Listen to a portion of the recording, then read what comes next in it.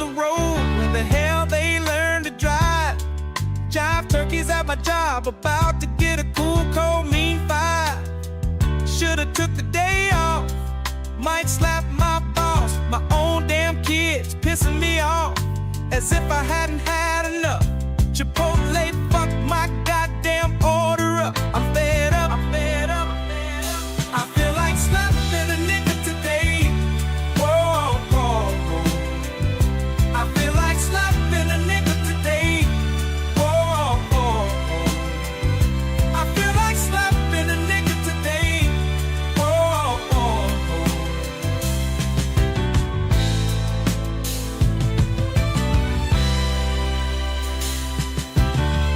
Bartender, don't you see me waving you down? This guy came after me, I was here first, but you serving him rounds. No, I bought the Uber here, my friends expecting me to buy it back. Tomorrow morning, I better get a cash app, or every last one of you motherfuckers getting slapped. Bet that. Whoa, I feel like slapping a nigga today. Whoa, whoa, whoa. I feel like slapping a nigga today. Whoa, whoa, whoa. I feel like slapping a nigga today. Whoa, whoa, whoa.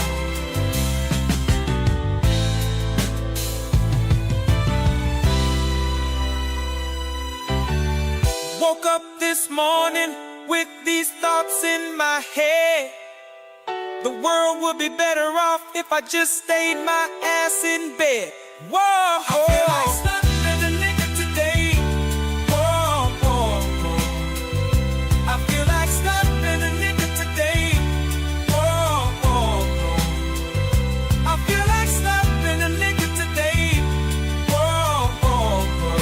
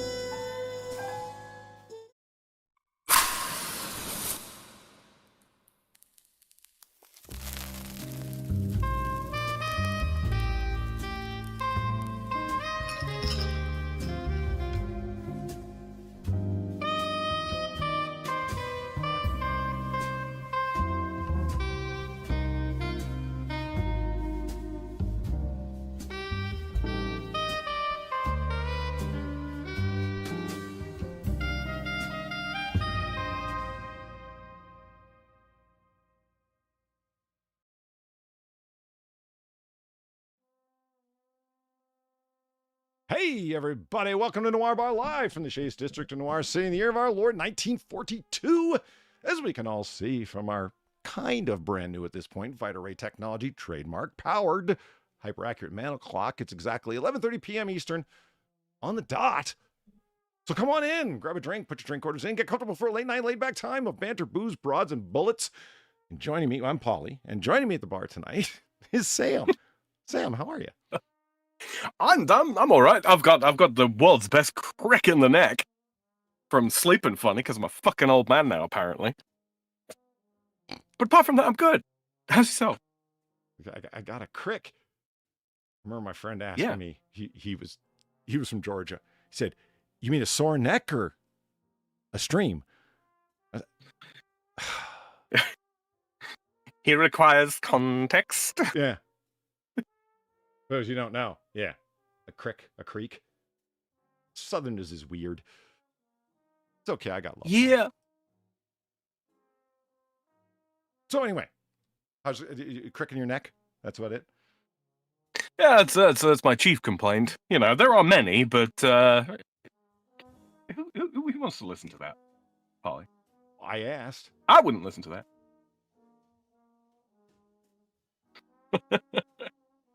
If you close your doors to 40, you are essentially an old man. If you close your doors to 40.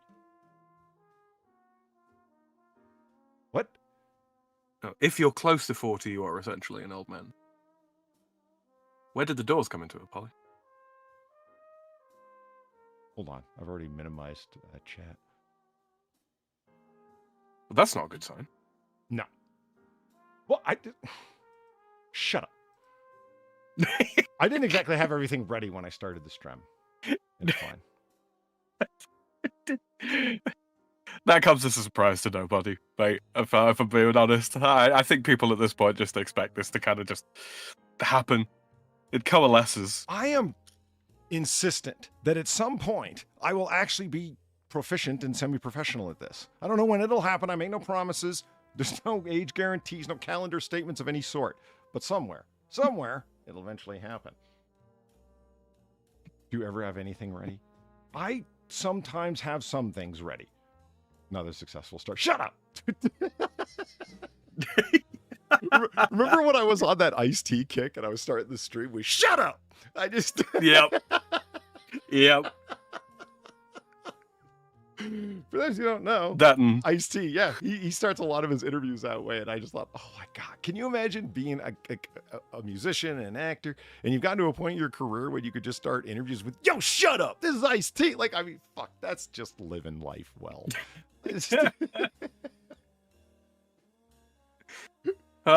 One day. Yeah. One day. I mean, that's the kind of thing you want to go on, like, you know, you're being like interviewed and you're a serious person, you know, let's say I'm a professor at a university in my field and I'm invited as an expert or something, you know, in front of Congress. And I could just grab those little thin mics that they give congressional testimony people and just, you know, when they say, you know, Dr. Dubenstein, would you like to weigh in on this? Yo, shut up. This is Dr. Dubenstein. I don't know if Congress would like that, Mr. Dub, but, you know, maybe. So speaking of being old men, you want to hear about how I got indirectly, unintentionally called an old man earlier this week? Does the Pope shit in the woods? Yes. Absolutely, I do. Francis, yes. I can't say so for Leo, but I'm going to say yes as well because, you know, if the tall hat fits, right? Right. If the tall hat fits, then you must take a shit. Yeah.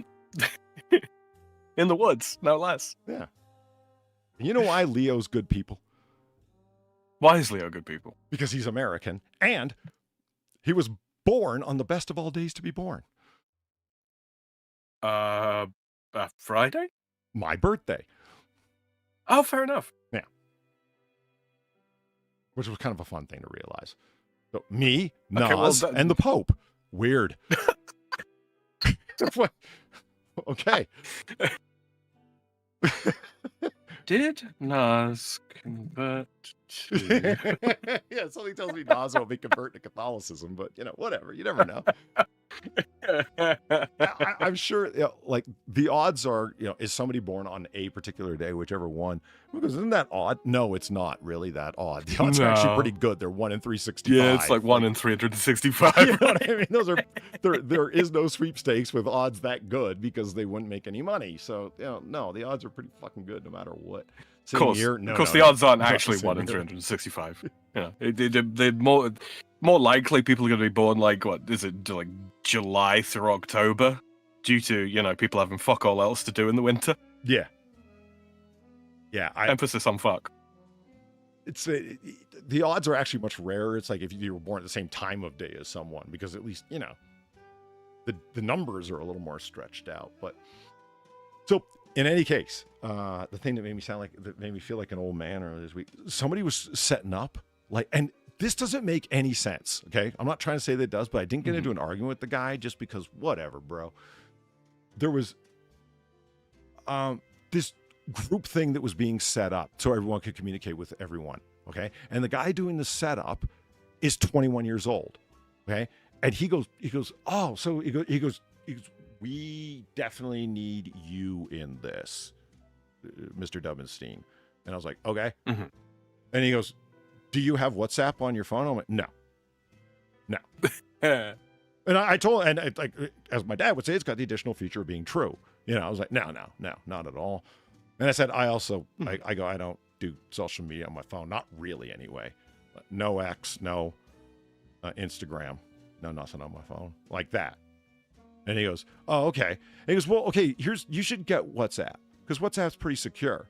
And I said, well, I have Signal. And he goes, yeah, we're not on Signal. We use WhatsApp. I'm like, okay. And like he puts his phone up to me and he starts goes, because we got all these things and blah, blah, blah. Starts showing me WhatsApp features and all the different people that are part of this. It's a research group indexing thing, right? And he goes, look at these other people who can comment, whatever.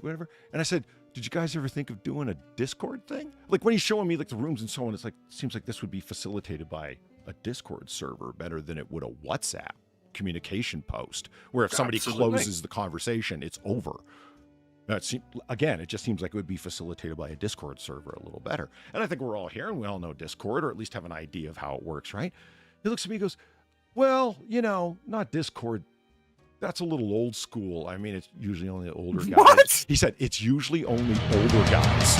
You can get hit with the flip, twisted with the biscuit, blasted with the ratchet, jack with the Mac, body with the shotty, dump with the pump, rock with the clock, sprayed with the K, dome with the chrome, down with the pound, tap with the strap, whack with the gat, duster with the musket, tag with the mag, wet with the Intratec, bled with the lead.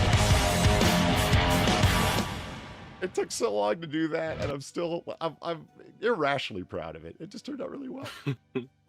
Fuck some AI editing, man. Do the work yourself. It'll be better, and you'll be proud of it. Alan, thank you very much for the $25.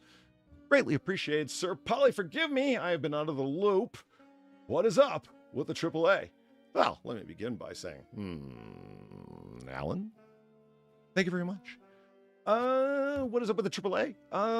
I hope things are going onward and upward for them. I don't know if it'll stay this way, but this is the way that things are for now. Jacked with the Mac, yeah, right? Dusted with the musket's my favorite one. The way that Brit screams in bloody pain when he gets shot is just awesome. You can't hear a GIF. Oh, yeah? Yeah. Oh, speaking of, Reaper sent this thing to me the other day, and it says you can't taste a picture, and then it's just a picture of one of the military issue canteens. It's like, yeah, you fucking can. It's somewhere between chlorine tablets and the smell of new boots. That's what that tastes like. The canteen. Yeah. You ever opened a pack of new boots? You know that are supposed to be, you know, be they hiking boots or the fake leather stuff or whatever it is that they use to crap. What's the word? Not disinfect. Sterilize. Sterilize the interior of the shoe. That smell also has a taste. It's the best way I could describe it. Oh, Villeen says that was me. So I do apologize, Villeen. You're quite right. That was you. I watched. See, here's the thing. Remember, I was talking right before we went live, Sam, about like, you don't understand. If it was, if I wasn't willing to take the risk, I wouldn't have been able to make the money.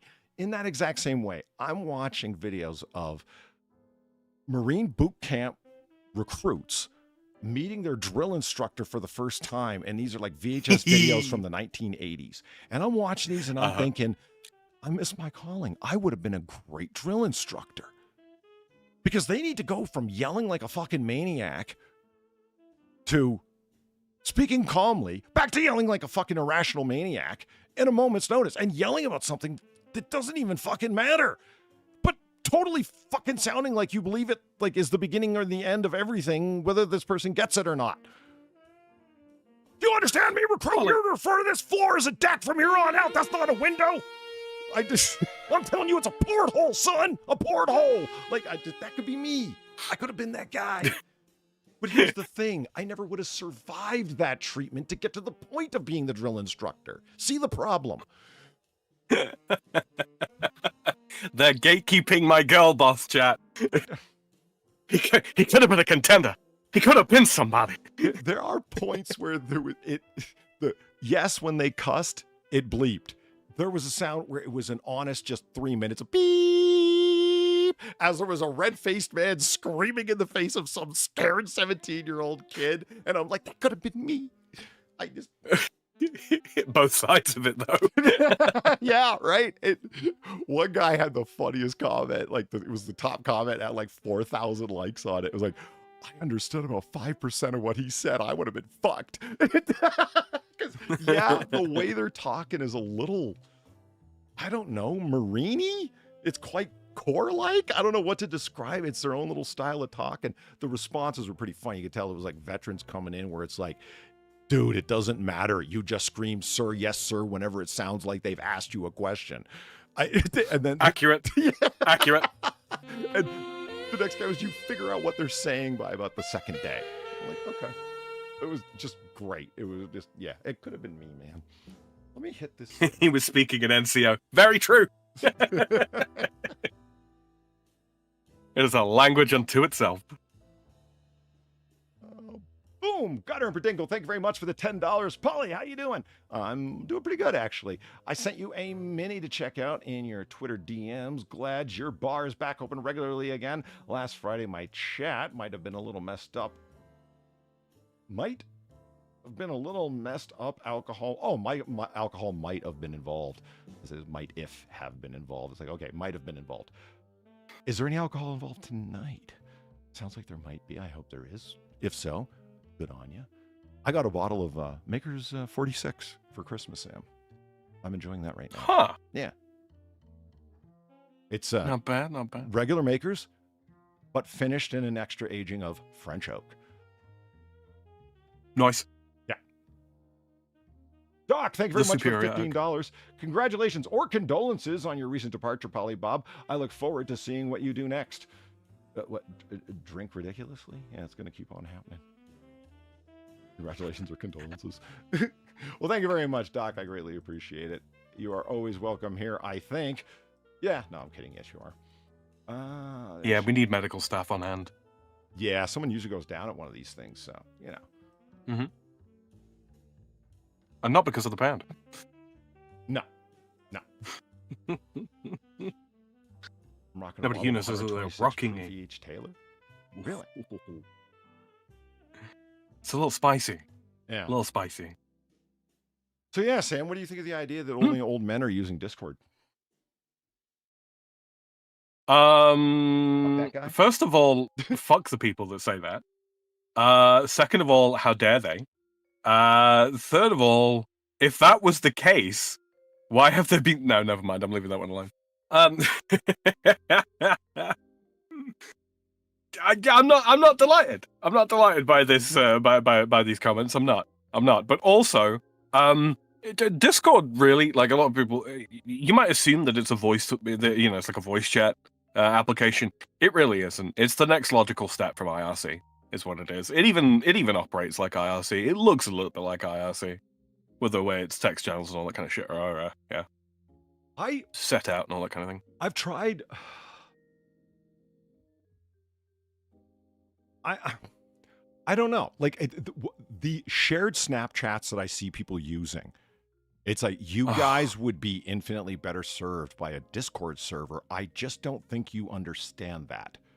Because you're using Snapchat in a way that's like, yes, it can be used in that way, but you're really pushing the extents of what it's like. Isn't it a little tedious that you guys are like, they're not even using the functions of timed posts and stuff where things get deleted and so on in a certain amount of time. That's not what they're using it for. They're just using it as a comm app, which is fine.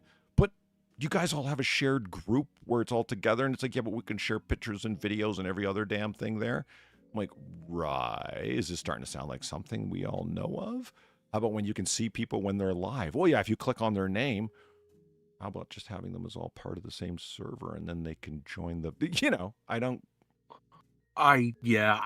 I used Snapchat for all of about 25 minutes, and it's too much like, okay, well, this is just like a SMS text kind of situation. I can't be doing with it. I don't use WhatsApp because I don't like Meta. I don't trust Meta. I don't have a Facebook. I don't have an Insta. Yeah, Insta is really about who's on there and the amount of people that use it, rather than any kind of advantages of the interface or the app itself. Because there really isn't anything about the interface of the app itself that's advantageous. It's simply who's on the network that matters to people. Ooh, it's the app for images first. Yeah, okay. I mean, that might have mattered at some point, but it's functionally indifferent from X.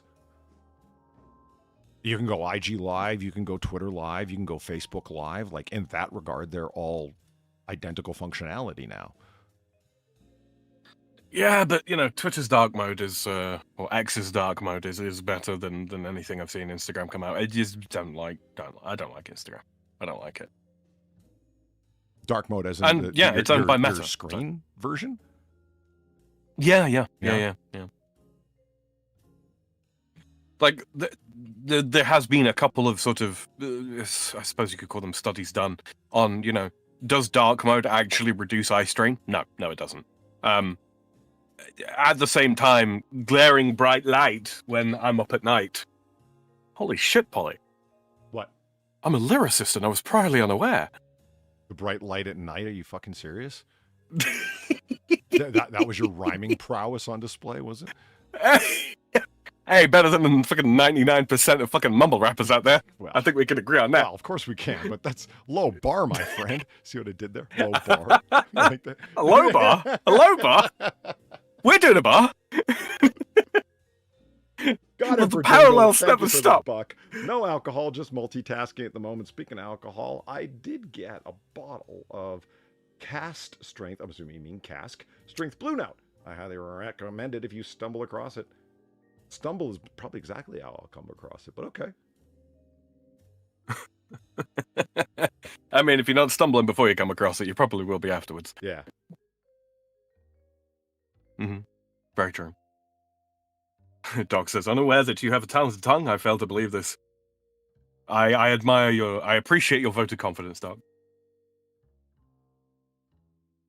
Dark mode just looks better. I agree, so. It does. I agree, it does. Discord's dark mode is it's clever laying out of stuff. In terms of the coloration, that the things that they want to pop are the lighter gray, and the background is the almost black charcoal.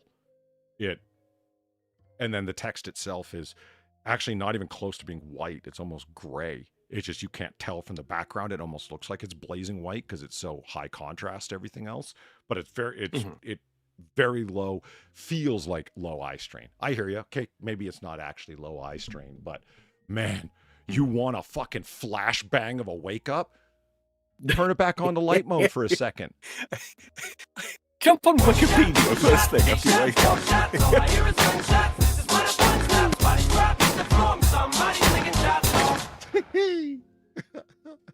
I'll never get old. Well, my heart will. Okay. Well, Gamer Valine, thank you for the $18. Greatly appreciate. Your temperament is fine. Your vocal cords would be shredded in the first week, and it is painful. You are not acclimated to sustain the shouting of being a Marine Corps sergeant. Well, no, I hear you. I would start off slow, and I wouldn't need to resort to those. I saw some really clever ways that they were fucking with recruits, man. Like they're fucking with them psychologically, and it's not like I didn't know they stack shit that high. Like, no, not Hollywood shit. I'm talking actually clever stuff.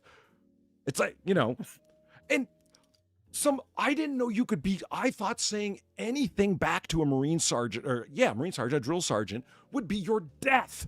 Like, don't, sir, yes, sir, and shut the fuck up. I heard smart ass responses, but as long as they're said in the proper way, that seems to be okay. It's kind of expected that there's going to be some return play at some point. I'll say that much. And the other thing as well is look, there's an unwritten law, right? There's an unwritten law. When you've been in for long enough, you come to understand that what the unwritten law is, and that is, if you can make the drill sergeant smile, you win. You will get punishment, but you win.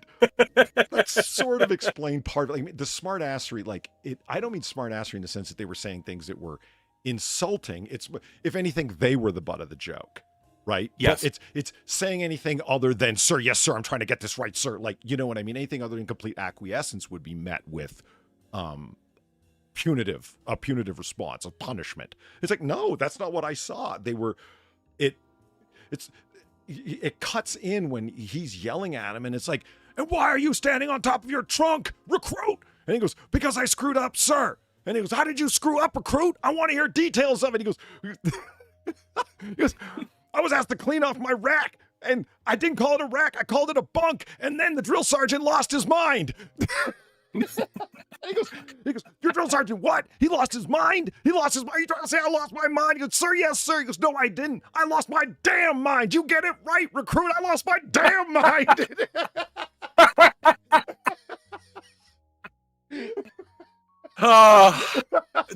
Like Valine says, no probably dub. They shout like that on purpose the first few weeks, regardless of reason you have to. Yeah, you do. It is all about stress, right? It's stress response, and yeah, trying to break down that stress response to rebuild it back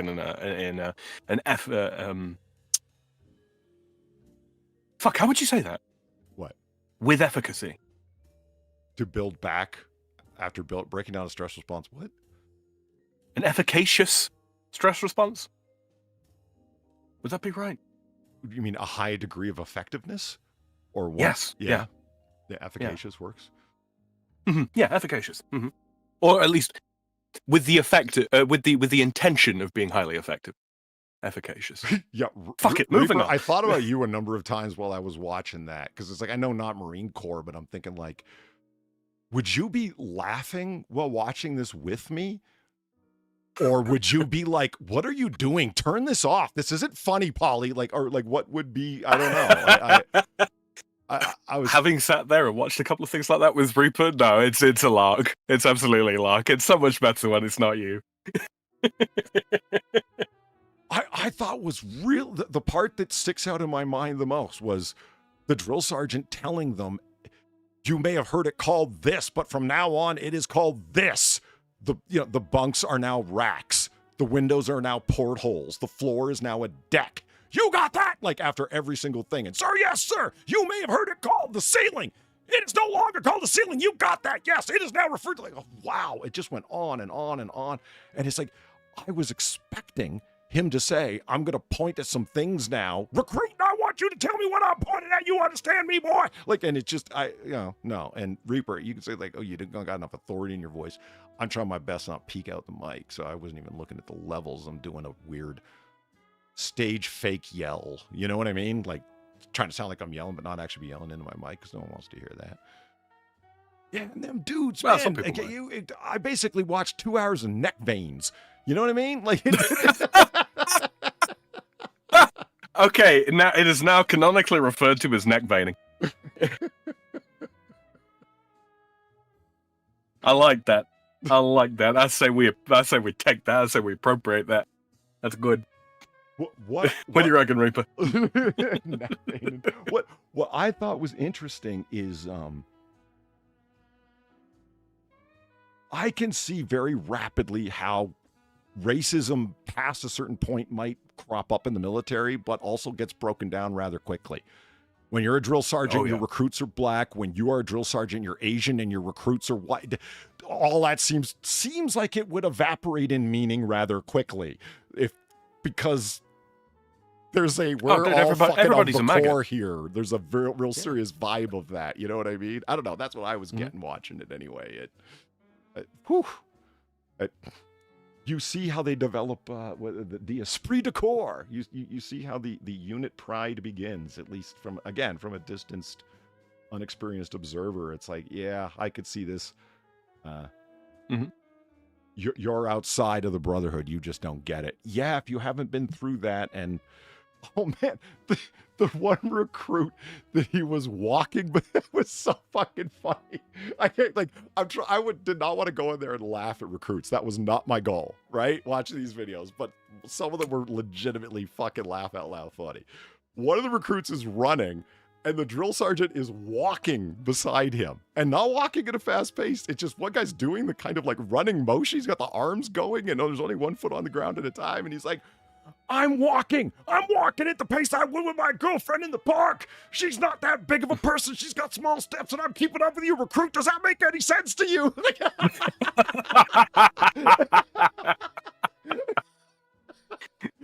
Oh, Rupert, yeah, the neck vein and knife hands. True, fucking knife hands. You're so drunk you can't admit love it. Probably feeling double. I have 2 guns. Yeah, but you're quite right about like racism. It's not the racism.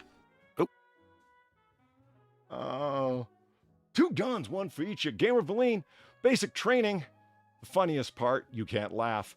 My one RDC was shorter than me and Romanian. She went to a 6'5" guy and asked him, "Do I have to jump up and smack you in the face?" Worth the push-ups. Fuck. I'm not gonna lie, like week 1, week 2, that would have fucking sent me. Yeah. He listed off, the guy from 1986 listed off, you're on now under the Uniform Military Code of Justice, which will become abundantly clear to you over the time that you are here, but immediately as of today, there are 4 items you must know. And he listed off the various sections, like unexplained absences, how you will be considered AWOL. They're covered under this. It goes, you will go nowhere without your drill sergeant's permission, et cetera, right? But the last one was disrespect. Anything by verbal or facial expression or gesture to show disrespect will not be tolerated in any kind of way. And it's like, that is not, as he explains, just when I am talking to you. That's when I'm talking to someone else and you are off to the side and you think I can't see you. I will see you. I got eyes in every single direction. Don't think I don't. And I was like, holy shit.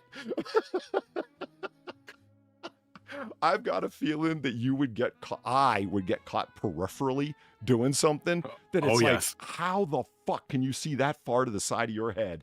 But somehow. Training, Polly, training! You're gonna grow eyes in every fucking direction. You're gonna be able to see the inside of your own colon, boy. Actual line.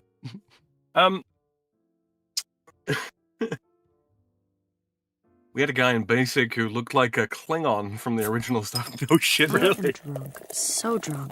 I cannot get up. Jesus wept.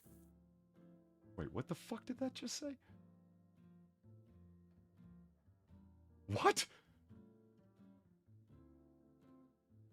Cougar Knife, thank you very much for the $2. Can we get your opinion on liver boobs and Parmesan encrusted bussy? You want my opinion? As soon as I know what you're talking about, I'll offer one. My opinion. I'm not explaining it to him. I plead the fifth. Like, what the fuck? I don't know, man. I got nothing. Oh. I don't even know if I pronounced some of that correctly. I did. Mostly. I think Kuganov was just looking for the clip. I'm gonna be real.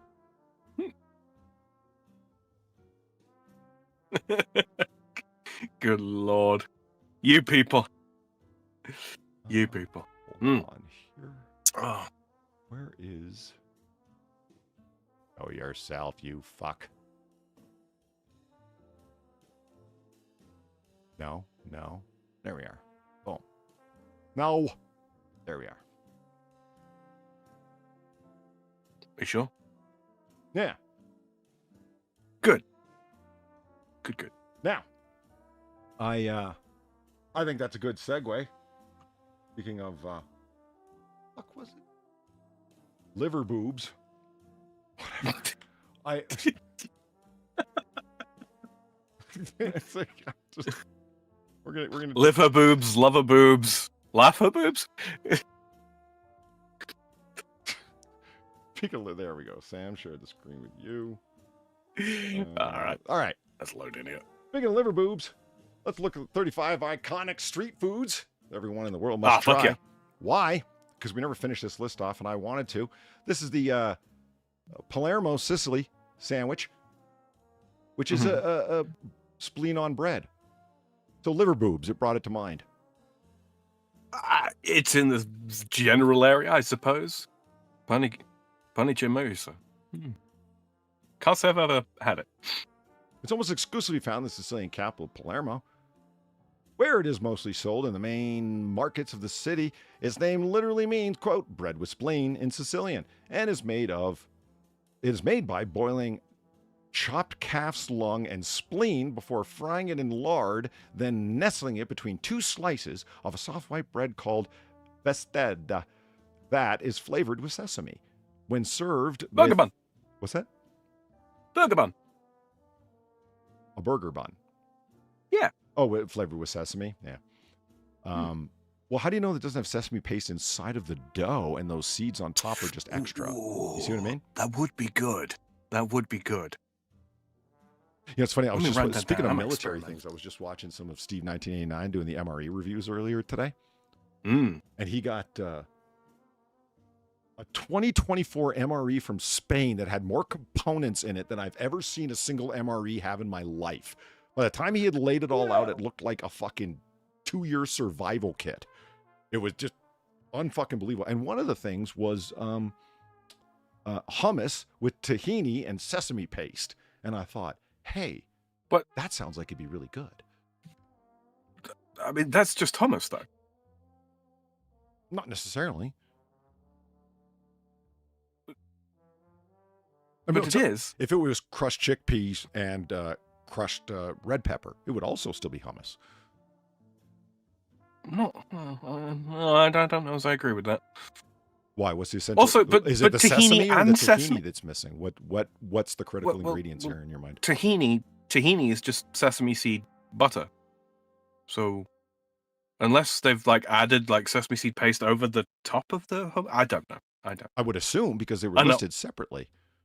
Yeah, possibly. I don't know. I like hummus. I'm quite a fan. Quite a fan of it. Considering that, It's- you know, it it's- is just most largely crushed chickpeas, it's pretty fucking good. Yeah, it's got more protein per weight than butter. Nearly twice. Well, over twice as much. What was it? It's about Dude, 10% Steve is protein. cool. Fight me. Who said he wasn't? I'm reading I back don't in think chat. anybody will take you up on that fight. Yeah, no. What are you talking? Steve's the coolest. What the hell? I said it's like watching when I was telling Far and Sam, it's like we got to watch this guy. It's like watching Shaggy from Scooby Doo, but not high. Tell you all about MREs. Everybody says he's like Shaggy, and it's true. And I mean that in a good way because Steve is awesome. He kind of is. Yeah, I realized kinda hey, is. Steve's the kind of guy where you don't say hello to him. You high five him. Hello, hey Steve. What's up? Absolutely, You you know, do. it's Absolutely, you do. You're having a shit day. You wander into a bar. Steve's there. Your day just got better. Yeah. Steve's that kind of guy.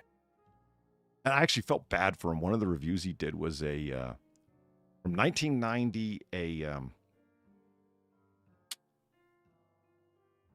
Austrian, an Austrian MRE that was their LRP, their long range patrol one. So it wasn't restricted calorie. It was like full fucking calorie, but only one meal.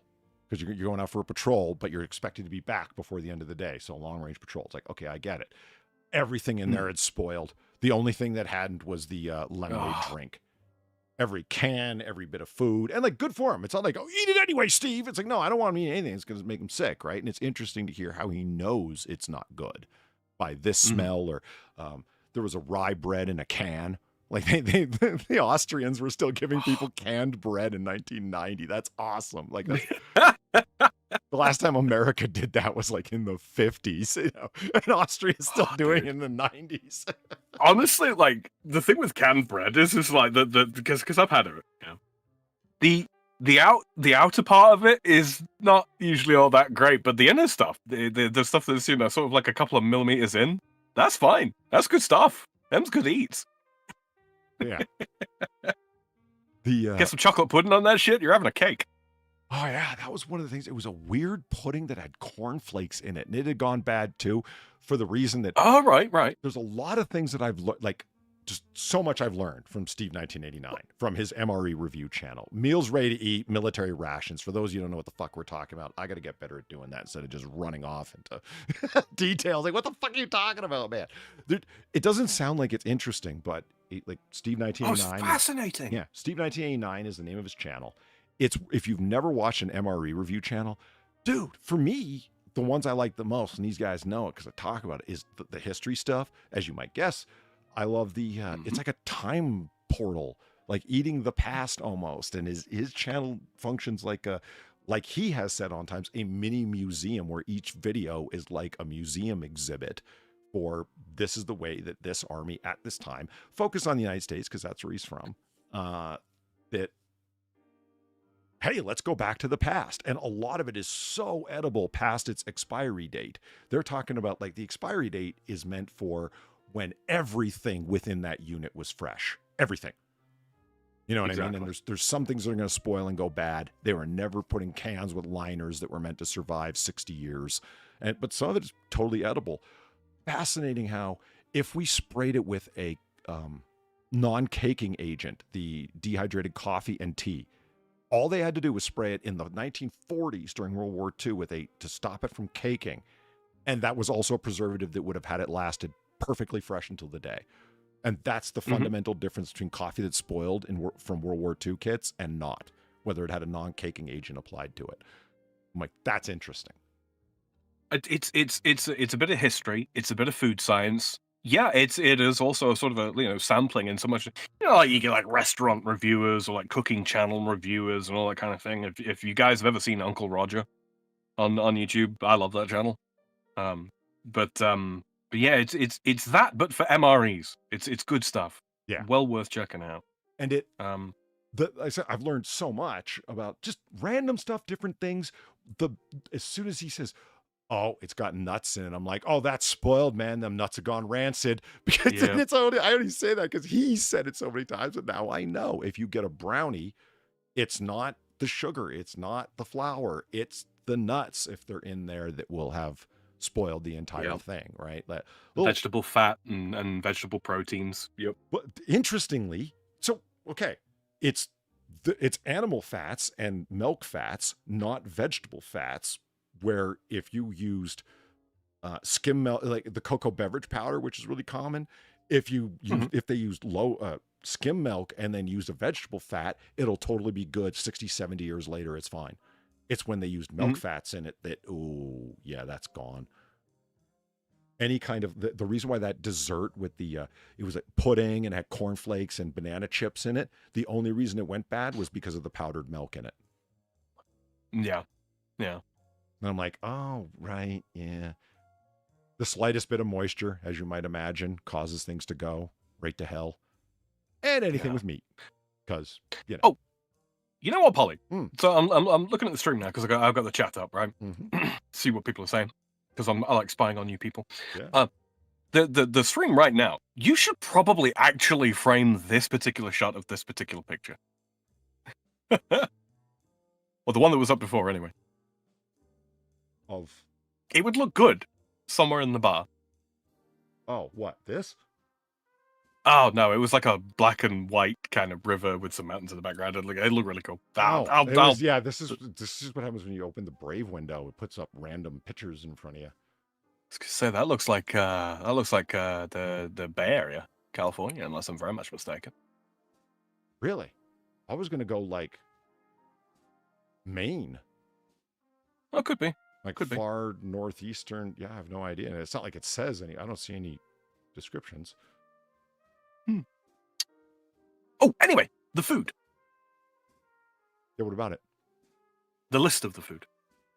Oh, right. It's sorry. Starlit Misfit asked, never had an MRE. Yeah, I kind of want to get my hands on. I said earlier the canned bread. Yeah, canned bread. Oh, thanks. DuckDuckGo assistant when you're not needed. Canned bread is a type of bread often sold in cans. Thanks, AI. It is. What does canned bread really taste like? I find it so odd that when they open it up, I was like, break it in two, break it in two, break it in two. It's so satisfying to see someone break a can of canned bread in two. Like you just break it in two, and for some reason, like it breaks apart in like this little pattern where it can like fit back together like puzzle pieces. And sometimes it's just really satisfying to watch. It's what I have a question. Maybe one of you guys can help me out because it's a word question. So you got the crust of the bread, yeah, which is obviously the outer part of it. Yeah. What do you call the stuff in the middle? The crumb. The crumb. Okay, the crumb. Now let me tell you something. Here's where I'm getting that from. One place and one place only. All right. I had only ever heard it called the crust. The inside, no one ever needed to reference it. They always just said cut the crusts off or the crust of the bread or whatever, right? Right. It was only when I was watching the Townsends, that channel that does cooking from the Revolutionary Warrior. And for anyone who knows me, they know I'm really right. And they talk a lot about bread because it was, yes, it's a staple today, but was much more a staple at the time. It had laws to what bread could be made out of and how much you could sell a loaf of bread for. It was that much of a staple and how important the baker was in town and so on. And when they made their own little earthen ovens and show you how to make bread, they had to refer in more detail. And that's where I first learned that the inside of the bread is referred to as a crumb. And that's the only place I know of it from. They might be using a throwback term there. So that's all. Yeah. I was going to say, because I've heard of the crumb of a cake, but normally you're describing like the quality of the cake itself. Like, does it have a dense crumb? Is it is it really dry? Is it moist? That sort of thing. Oh, holy fuck, Sapper. That's hilarious that you would say that. One of my favorite MRE reviews that Steve 1989 did was the 5 Fingers of Death. It's like 5 little Frankfurters inside of a pack. And that sounds like the title of a nursery rhyme. 5 little Frankfurters. Because there's a point where Steve, I've watched that one a few times because it's funny. It's just, it was one of the shorter ones because they're a few years old. He's been doing this for years, so there's so many to watch. But when he opens up that little, it's one of the Cold War reviews, right? You know, I love them Cold War MRE reviews the most because it's just, I don't know. There's something about that era that I just like. It's got to do with my studies. I'm just into the Cold War. I'm kind of stuck in that. It's recent enough to be, well within living memory, but far back enough that it's a look back into history, right? Yeah, and it was it's interesting. People will talk about like how much World War II had to do with like setting the stage for the modern era, and it's like not for the post-bipolar world, which is what I mean, bipolar like crazy. I mean, where there were 2 global poles of power, and now there's like a unipolar power, which is the United States. It used to be Russia and the United States. By the way, if you want a chance to fuck with someone, have a little fun with them. And the next time they say third world, like someone, oh, that's just hatred against the third world or something like that, anything remotely woke, ask them a simple question to trip them up and fuck with them. Say, tell me something. What's the second world? We don't call it the second world. We call it the old world. But it's a Cold War reference. The first world, the second world, the third world. And the third world's the only hold on. And people know what the first world means. Well, that means us. Does it? Mm-hmm. Does it mean first us? World, like the Western new world? Or does it mean America? Or does it mean the English world? What does it mean? Do you even know? because originally it was as I understand it was like New World. There was New World, there was Old World, and then it used to be referred to as the Dark Continent, which is mercifully slipped out of fashion. but yeah, yeah. So old world was kind of like those Europe. involved in the bipolar fight: Russia, USSR, and direct allies. Second world, allies. Third world, unaligned. That's it. So how is it that all the shitty little countries here and there get called the third world, the shithole countries? Unaligned. What did I just say? Yeah, the ones that either didn't have enough resources or enough organization or enough of a government that they were anything, they couldn't be aligned with anybody or weren't important enough to be aligned or were too far off to be aligned. And I mean aligned with Russia or aligned with, nowhere in the Middle East is considered the third world. Why? Because they were all aligned one way or another, either with the United States or with Russia. Everywhere in Europe, none of that's the third world. Yeah, it's all the second world. They're all either, or the first world. They're all either direct allies or aligned. It's just because whoever talks about the second world, that's the joke, right? So when people start throwing around the third world, they just don't want to say small shithole countries, right? So they go, well, and they're using a throwback term they probably don't understand. And that's fine. I'm not saying it's not about quizzing them. It's just about tripping them up for fun and just like, tell me, what's the second world? Who the fuck ever talks about the second world? It's like, well, nobody, because the Cold War is over, but have some fun with people,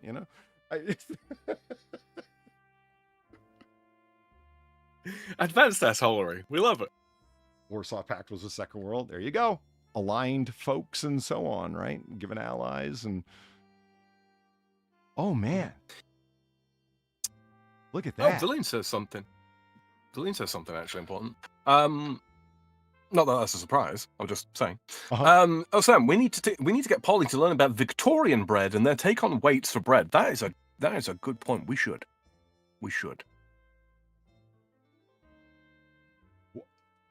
Okay. Have you Oh no. Yeah, we're doing I've it, Sam. seen these. We're taking a look. Oh no. The canned whole chicken. Move over, turkey man. Yeah, right. There's a new abomination in town. Look at that. Oh Look no. at that. Oh yeah. Oh no. What has science done? It's something to behold. If you've never seen anybody open a can of the canned whole chicken, it's the most... It's so mushy. That's what I was really surprised at. Like, you can just, like, any part of the chicken, like, almost to the bones, you can just squeeze and it'll just turn into a paste after being in that can and cooked like that. It's just... Oh, no. There's no solidity to it anymore. It's all just ready to fall apart. Look, if ever aliens invade and we become sustenance for them, I have one request. Just after I'm dead, just cut me up into bits and sear me that day. Don't put me in a can. Give me some dignity at least. This was the oh my god, yeah. This was the thing that when the mystery can challenge was big on YouTube. That everybody went and got one of these for their friend. So if you never did the mystery can challenge or heard about it, it's you and a friend agree. So Sam and I would agree to exchange cans. Okay, we number them or letter them so we know what they are. You know what I mean? On the top, which is really number 2 or whatever the fuck. But we pull the label off of it and we give it to the other person, and they give us a can, and we both have to eat it and open it on camera. And we don't know what it is until we open it. And we don't find out what it is. We just have to open it and sort of discern what it is by its look and its smell and its taste. And that's the challenge, is that you're just passing cans back and forth. So what do you think everyone does? Well, they go right to Chinatown. Oh, no. That's what everybody did. They went straight to Chinatown and got the grossest fucking thing they could. So everyone got like the squid packed in squid ink because it just looks so fucking weird. It tastes real good. A bunch of little whole baby squids packed in like black liquid. It's really horrifying to see. It's some xenomorph looking shit. It really is, but it tastes good. I can't imagine if you didn't know there was a cooked whole chicken, what it must be like to turn that can upside down and see this thing sliding out. Scare the fuck out of you. On the one hand, yes, it would be funny to do you like that, Polly, but I'd also like to remain friends. Like, that is just wow. I mean, if there was ever deceptive labeling, look at this. You ain't never lied. Holy shit. I mean, like, they even had the nerve to put, like, nice, delicious stuffing, you know? Like, it's, oh, God. Sue ain't so sweet, yo. Home like, look, style Old Bay goodness. can rescue a lot of things. I don't think it can rescue a canned chicken. It still has feathers. It did. Oh, no. No, no, no, no, no. What? Oh, good lord. Is this what the, like, opening the top of the can looks like? Yeah, I'm gonna guess so. Okay, Wow. new commandment, the 11th. Thou shalt not can a chicken. Yeah. I mean, you can't see the kid in its mother's milk. This seems like an obvious extension of that same idea. You shall not Yeah. can a chicken within its own jellies. Like it. Ooh, look. It kind of falls under love thy neighbor, but Beer butt chicken. beer can chicken. Yeah, you've heard of beer butt chicken before, right? Like the little. Yeah. It is good. It is a great way to maintain a chicken's moisture, and the hops work pretty well for as long as you season the outside really heavily like they've done here. It's really good chicken. One of my friends did it, and I don't know what he did that was wrong, but you can over moist a chicken. Yeah, I've had chickens that are so dry you gag on the meat. It was mushy by the time he was done. I don't know what he did wrong exactly. Like, no moisture seemed to escape that bird at all. It's like he coated it in lacquer or something. He cooked it in the plastic wrap. Yeah. Something. I don't know. So Valine brought up the whole canned cheeseburger. I totally forgot. Oh my God. I'm glad that's low res because you get to see it laying on its side. Fuck. How do they... That is not sexy. No. Oh, Lord. That's a face hugger. Yeah. You can't tell me otherwise. All right. The canned whole cheeseburger.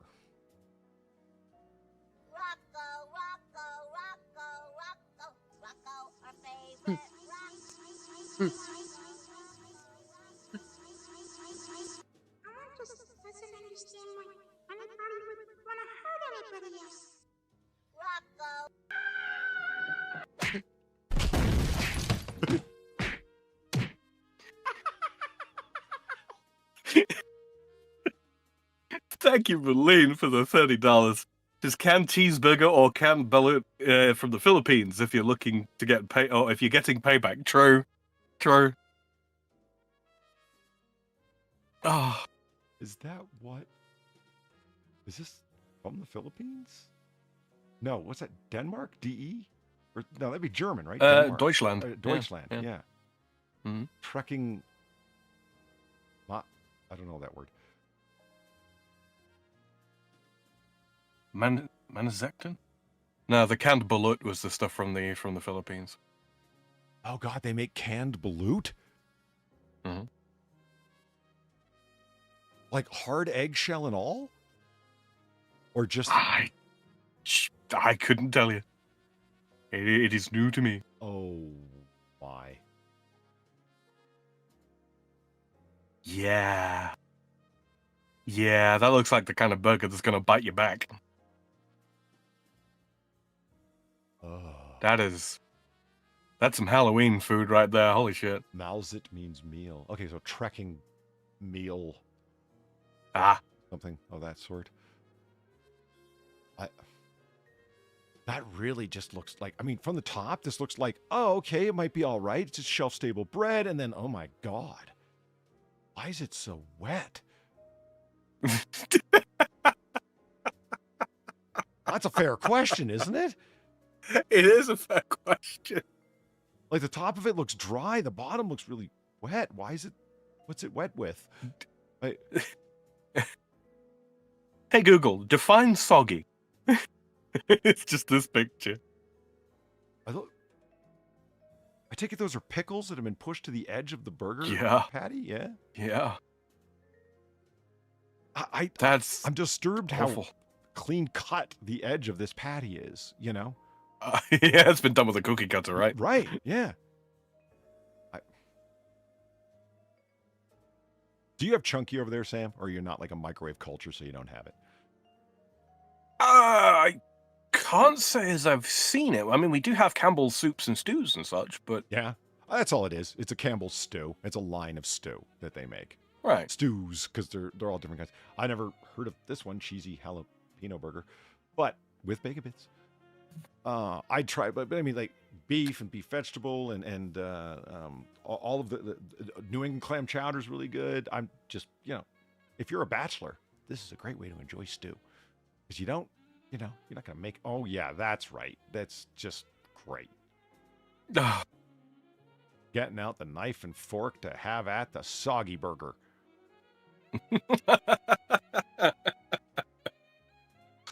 Yeah, I'm gonna pass on that one, Chief.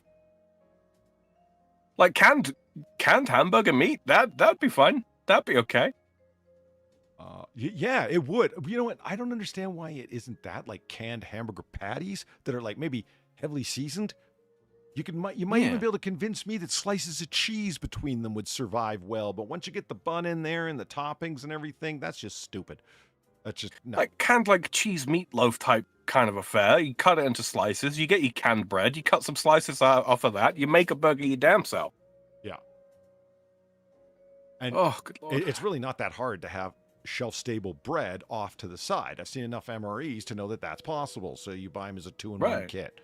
It's like a tin that you open, like this tin that you open with patties in it, and then your shelf-stable bread off to the side. What? This is fine. This will work great. Yeah. This, on the other hand, is a terrible idea, Germans.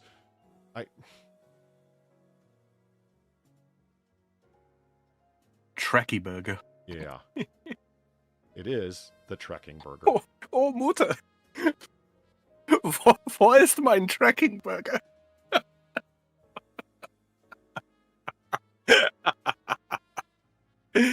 Oh, good Lord. Yeah, and Valine has sent me some pictures of the canned balut. Oh, God. Why? Cooked fertilized duck egg. No, thank you. No, thank you. I'm going to pass. Yeah, I was just no. That's one of those things that I just know. Mm-hmm. Oh, right. Before we move on, back to the. We didn't get very far into that list, did we? Whoops. Something I forgot that Far sent me, right around Christmas time, and it's like, oh yeah, I have to save this before it like disappears too far into my DMs. Check this out. Don't shut it out if you know it. But what is this? You figure it out?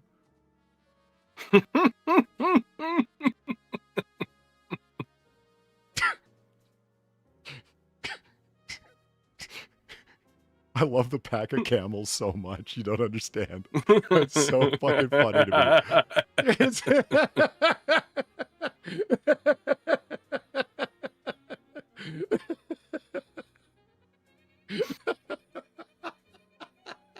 I appreciate that they went with Joshua.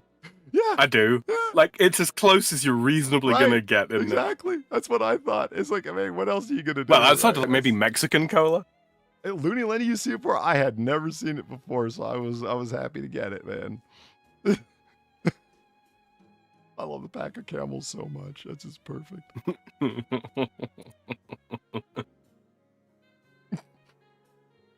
Brilliant. Yep. Brilliant. I wonder if my mother would notice if I set something like this up over at my parents' place. Maybe I should. Share a Coke with Angel. I have to be able to say it like the... Well, I don't know how to say it like Mexicans or Venezuelans do, but Cubans, on the other hand, yeah, they don't... Angel. Yeah, it does. Yeah, it comes out like Angel, not angel, even remotely. Mm. It sounds like a heavy H almost with a G kind of sound, like Angel, like, you know, but no throatiness like that. It's Cuban's interesting, man. It's a really robust form of Spanish. It's interesting. Man, we don't get enough Mexican Coke. True.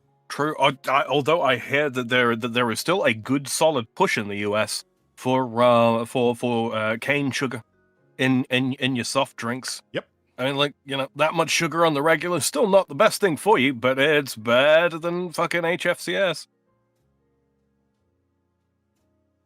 Yeah, I also think that high fructose corn syrup in most things in fairly small amounts is not a big deal. It's the sheer amount of high fructose corn syrup and everything that's the problem. Oh my god! I just thought. What? And thank you for the comment, Alba, Colorado, in the chat there.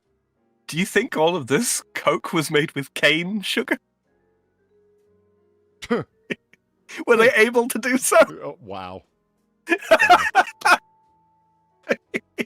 It's biblical. Oh man. If it was made with cane sugar, it'd have the mark of cane on the side. It'd be clearly labeled. It would. Of cane, that was terrible. Okay, move on. Let's move on. Yep. Oh, it was on this Christmas Eve. 35. Okay. When served with ricotta cheese, it is called something, or married. Maritato. Okay, called maritato or married. So when it's served without any cheese, it's referred to as chetu or single. You know, one thing that fascinated me, this is just talking about like Sicily, right? And the particular form of Italian that they have and so on.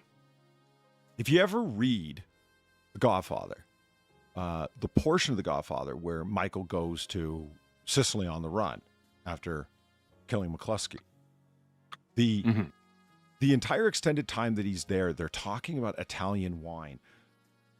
Mario Puzo's description of native Sicilian wine will make you so thirsty for wine.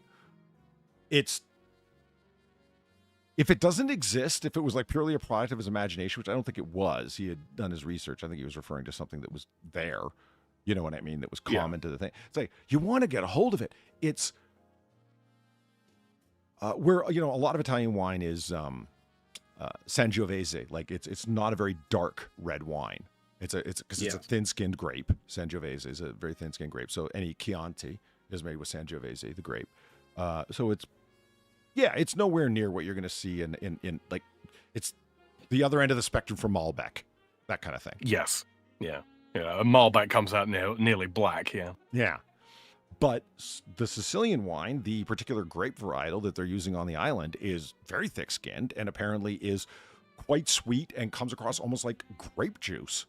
And so therefore it is really common on the island to, and it's like, so it ends up being like a Zinfandel in the sense that, yes, it's very thick-skinned and yes, it comes across very sweet, but because of that, it also reaches a very high alcohol level, like up 14.5%. Just from its natural fermentation, which is really fuck off high if you know your wine, like really high. And so what is common for them to do is water it a little bit down while it's still in the vats, and then additionally flavor it with citrus, lemon, lime, and the native oranges on the island.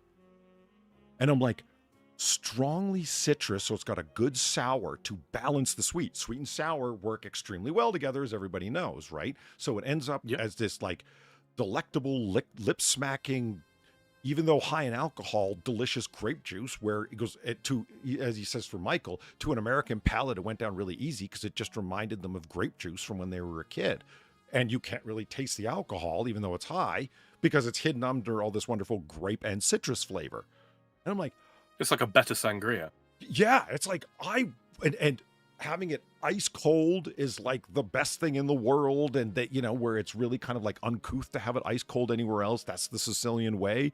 And I'm like, this sounds so fucking good. Like, it's just, I really want to try this. That sounds like the best wine ever. What the fuck?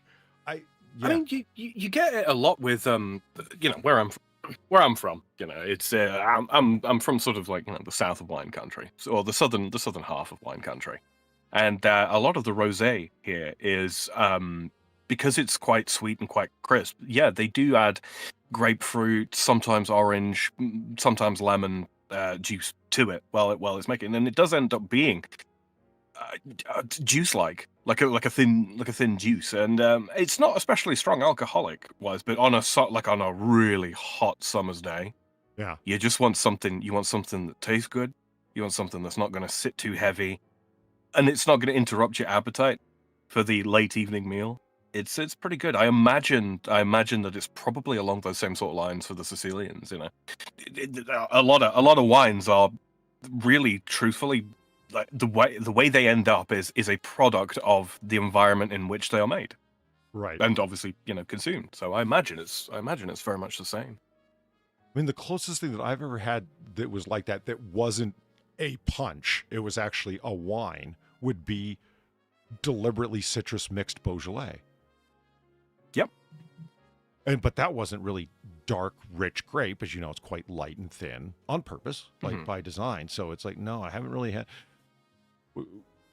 Welch's grape juice and vodka is about as close as I come to that then, but, Oh, Polly, you wound me.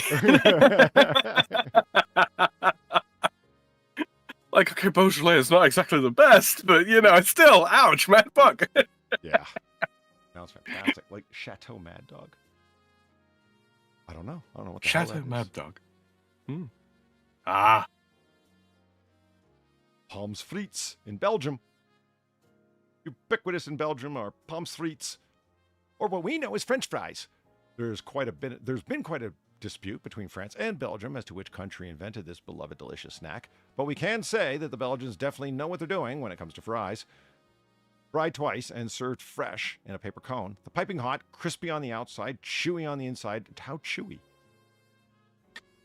Chewy's a bit of a weird word to describe it. It's more of a fluff that comes back twice, Yeah, like, I mean, Bar and I have Springy, had our I would descriptions say. of like the kind of fried, like crispy on the outside, soft, fluffy mashed potato on the inside is what we're seeking. So These are lighter than sort of mashed potato. This is like more like a potatoes whipped into a mousse. That, yeah, like I say, it know springs that back either. when you bite into it. yeah. We're served with an impressive I wouldn't say variety of chewy. Belgian sauces in addition to the expected ketchup and mayonnaise. Uh-huh. Doesn't look like mayonnaise is poured over the top, but who knows? It's usually mustard-free mayonnaise. It's not When is mayo as mayonnaise usual. not mustard free? What are you talking about? When it's real. Okay. Yeah, if you ever go to the Mayon and you have proper mayonnaise, yeah, it's gonna have mustard in it. Okay. Yep. Not that Hellman stuff that comes out of a jar. Poutine from Quebec, Canada. I can't shit talk poutine. I like it. Classic Canadian street food, French fries topped with cheese curds and brown gravy. Easily found on the street. It's also found in many restaurants, including McDonald's, Burger King, Wendy's, and KFC. Many variations exist with meat such as bacon, chicken, sausage, Montreal-style smoked meat. Poutine is also loved. You'll find it on the menu at higher-end restaurants. It'll be topped with such things as foie gras, truffle, caviar, and 3 pepper sauce. Okay, caviar, ew, for a poutine. Foie gras, brilliant idea. I don't... Depends on how cheap your foie gras is, I guess. Like, brown gravy is so fucking delicious.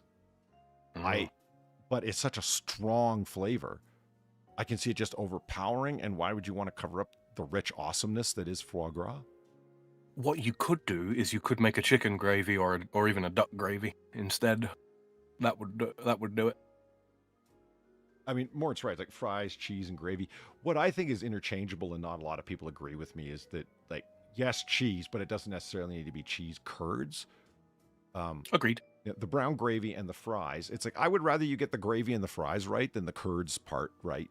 Because I'm just not a big fan of cheese curds to begin with. The squeaky cheese is not for me. Yeah. But I don't hate it. I don't despise it. I'll take it if it's there. But if you're going to replace it with a nice mozzarella, I'll be fine with that too. You know what I mean? So Honestly, the cheese curds, in my opinion, ideally shouldn't be squeaky at all. They should be like little clouds of fat and protein. That's what it should be.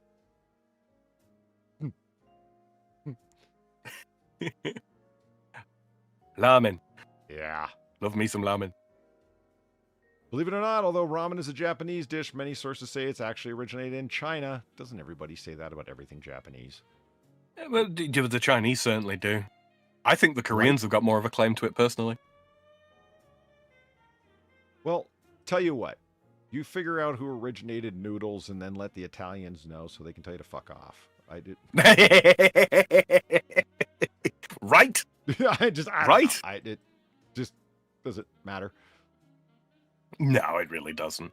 I mean, really doesn't. I have the general Western response to the whole "it was invented in China" shit that Italians have to the noodle thing. It's like, you may have invented noodles, but we figured out what to do with them. Right. You may have invented gunpowder, but we figured out what to do with it. So, fuck off. Right. Yeah. It's like one of my favorite jokes. Like, yeah, okay, the Romans invented having casual sex during the day. We just thought of having it with women. Ouch. Ouch. You bastard. Am I wrong? Well, first of all, Greco-Roman doesn't mean Roman. It means, it's just called Greek for a reason. Also questionably associated with Japan, with nearly every region of the island having its own version. Chinese wheat noodles are served in a broth that is typically meat or fish-based, and soy sauce or miso used as a flavoring, as well as toppings such as boiled egg, sliced pork, crispy duck, scallions, or dried seaweed. Oh, crispy duck and scallions. You like On top of scallions, some do you? fucking classic salad. Oh, yeah. Yeah. Oh, yeah. I can do without the scallions. Everything else they listed there is incredible. Oniony, right? Yeah, of course. Yeah. Mm-hmm. I have, if you take the time, and I did, to make proper ramen eggs, it's worth it. Fuck, they're a bitch, though. Mm-hmm. Like, it's so involved. I just cheat and do soft boiled, to be honest with you. Sure. Yeah, it's not proper, but it's good enough. I mean, I shouldn't say it's worth it, because then why don't you do it if it's worth it? It's more like, if you do it, you see, or you've had them at a restaurant, whatever. All they really are is proper marinated eggs made to exactly the right, like, soft boiled point. Yeah. And then marinated in a particular seasoning, marinated in a particular marinade that has it permeate them right through. These clearly haven't been, because they're white all the way through. If you get a proper soft boiled egg and you marinate them, they'll be flavored like dark brown, like the broth, right through, right to the yolk, and it is delicious. It's like properly marinating your piece of meat. Like, the flavor goes right through instead of just sitting on the surface, and it's really kind of worth it, man. But God, who has the foresight to prepare eggs 2 days in advance? Well, you just make them and then throw them in the fridge. Shut up, chef. Yeah, I gotta be honest. It's not a feature of my meal prep. Could I do it? Yeah, but how much ramen am I going to be having throughout the week? Don't get me wrong, I love me some ramen, but a lot of the time these days, it's the kind of ramen that comes in a packet with a little, foil pack of stock powder. I'm not gonna lie. One of my friends, she goes out of her way. She's a foodie, and having worked at, like, as a server, and in the industry for years and years, and has worked as a sous chef at different points, and she really loves ramen. I've never offered the criticism, but it kind of blows my mind. She goes through the trouble to make proper ramen eggs. If you ever see one of the ramens that she prepares, like one of the bowls, it looks amazing. But the base of it is instant fucking ramen noodles, man. Like, and it's like, wait, aren't you really, like, undermining your whole fucking purpose here? It's like preparing a beautiful barbecue dinner, but yet you're popping cheeseburger in a can. Like, what the fuck? I don't know. I would say that that's not actually a fair comparison. Just in so much as, like, there are some, like, packet ramen that you can get that's pretty fucking good, and it's just dehydrated. That's all pretty much all they do to it. You know, it is more expensive, and it doesn't have the same shelf life as. Sorry, it's not one of the deep fried ramen packs. I mean, it's lightly fried, and then they take the noodles and they form it sometimes into a round, sometimes into a nest, sometimes into a brick, and then just dehydrate it. It's pretty close to the real thing. I thought that they were almost completely dry in that brick shape or disc shape, and then fried like that. I actually didn't understand how. I still don't understand how they prepare them. I've never watched or read into it. These ones are they're like soaked in something first, and then sort of drained, and then they'll be fried or whatever the heck it is that they do to them. Maureen, I'm not surprised at that. That the well, there's plenty of material from. Okay, Athens in particular, they have the most surviving day in, day out surviving material from the ancient Greek city-states, and the most surviving material in terms of class organization and who's going to do what and married life and stuff like that, stuff where homosexuality is going to come up, at least in passing reference. And it's like, you're right, it isn't as common and it's not widely accepted. I have heard people screw with Athenian history to the point of saying things like, gay marriage was a thing. It's like, no, it wasn't. No, there was no legal basis for gay marriage in Athens. You're just fucking wrong. And, well, pederasty was a thing. It wasn't a thing like you're talking about. And it wasn't even a thing like people talk about with Sparta. Was it a thing in Sparta? Yeah, but, I mean, as an accepted thing where everybody knew that this was going on, no. Like, you know what I mean? Like, in the sense that you've got to take on a person who's going to teach you this and teach you that, a senior elder person, and also he's going to be banging you, and that's just what's expected. That's the pederastic relationship that exists between the generations, and it's like, no. I'm personally not aware of any culture that ever existed with it as an open, wide open, available, understood thing. Not aware of one. Yeah, I think it's one of those things. It's a bit like quote unquote homosexuality in prisons, right? When there are no women around for like greatly extended periods of time, and you just got a bunch of dudes, the handful of those dudes that are not as straight as an arrow, probably going to be engaging in a bit of buggery. Probably going to happen. I think it's just the thing. Yeah, I mean, widespread and gay marriage and all that. No, absolutely not. No, that's a much more modern phenomenon. Well, I mean, consider marriage for a long time. I mean, look at the Roman understanding of marriage. There are like 3 Roman traditions of marriage. One of which includes 2 people who have been together saying that they're married to everyone that they know. Mm-hmm. Why is, not to dive too much into the politics of it, but like, why has gay marriage been such an important thing in the past like 50 years? Because marriage in our society has got things like tax breaks, tax simplification. If that was never a feature for heterosexual couples getting married in previous civilizations and previous eras, why would it be so relevant to homosexual couples? And the answer is, well, it kind of really wouldn't be. I don't know. The Christian tradition of marriage is where things sort of became really very formalized. Not just Christian marriage. I mean, marriage is kind of a big deal in India and has been for a long time as well. But sure. Yeah.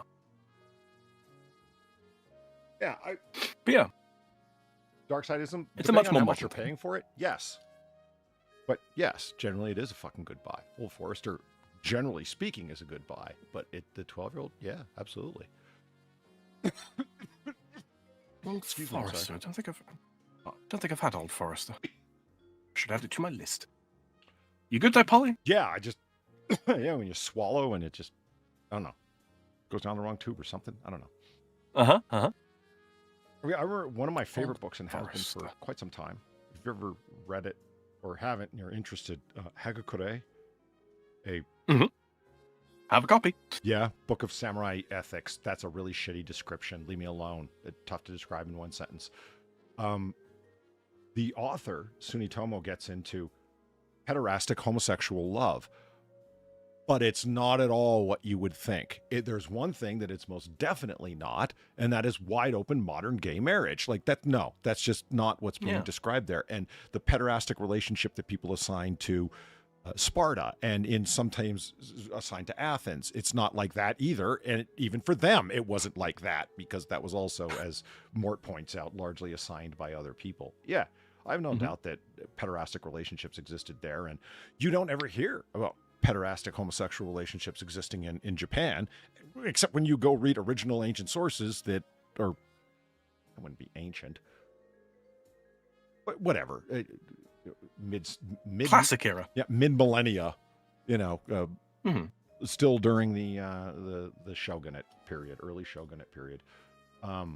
Really? You don't hear about a lot of that unless you're reading like individual sources that managed to survive, or through circumstance did survive intact with all of their writings in them. And they talk about it in passing, and it's never said directly. And his handling of it is really hard to get your head around, because he's not trying to okay, and he's not trying to say it's wrong. He's trying to come at it from a very specific perspective of somebody who was a retainer, has now retired, is now a Buddhist monk, but is now associated with somebody that he does or did have a pederastic relationship with. So he's going to be like, this would be completely different from the way that somebody else who is currently a retainer or wants to be one perhaps would refer to it, right? So you can't draw much material from it. You can't draw broad understandings from it. But one thing you can draw from it is that it was not a wide open, accepted, understood fucking thing. But it was something that happened and everybody damn well knew it. Okay, fine. Wait, who thought it was other than that, if you know what I mean? Like it, yeah. I've been trying to think for a while now, sort of how to encapsulate like what Hagakure is, and I think Memoirs of Bushido is probably the best way of putting it, right? Yeah, that's good. Intended deliberately as a teaching aid for those who wish to understand Bushido properly in that particular clan at that particular time, for that clan especially, because he's just insanely loyal and dedicated to the progenitors of that clan and their progeny thereof, which he is part, right? I want nothing more than to die 7 times and come back as a retainer 8 times for this clan, right? Which is all right, like, bro, you really trust your daimyo, huh? Well, yeah, the thing that I had to have somebody else point out to me, it's like, do you realize the point he's making there? Because he starts that statement off by saying, although it's a violation of my current vocation. And I'm like, what? He goes, he's supposed to want to get in nirvana, remember? I'm like, right. He's throwing aside his own Buddhist beliefs to say that.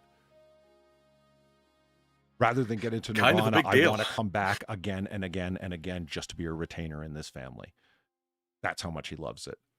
And it's like, whoa. I mean, just, like ultimate dedication, right? That daimyos before hoes. Yeah. Oh. Wokies love to retcon history. Yes, they do. If you can somehow point out that the thing that you're up to is like, listen, if what you're doing is moral, why do you need to go find supporting examples throughout history? I don't quite understand that, because what you're going to find is a lot of counter examples throughout history. So how is history helping you? I don't quite get that. Well, long story short, Paul, you see, the frameworks of relative morality require, supporting documents. That's the entirety of the way the ultra left ideology works. Yeah. And rather than just accepting that that there is no objectivity in their morality, and therefore things are negotiable, like somebody sensible would do, i.e. me. Yeah. They have to go, look, see, there's case precedent. Right. Yes. Lawyer your morality to me. Lawyer it. That's exactly what I want you to do.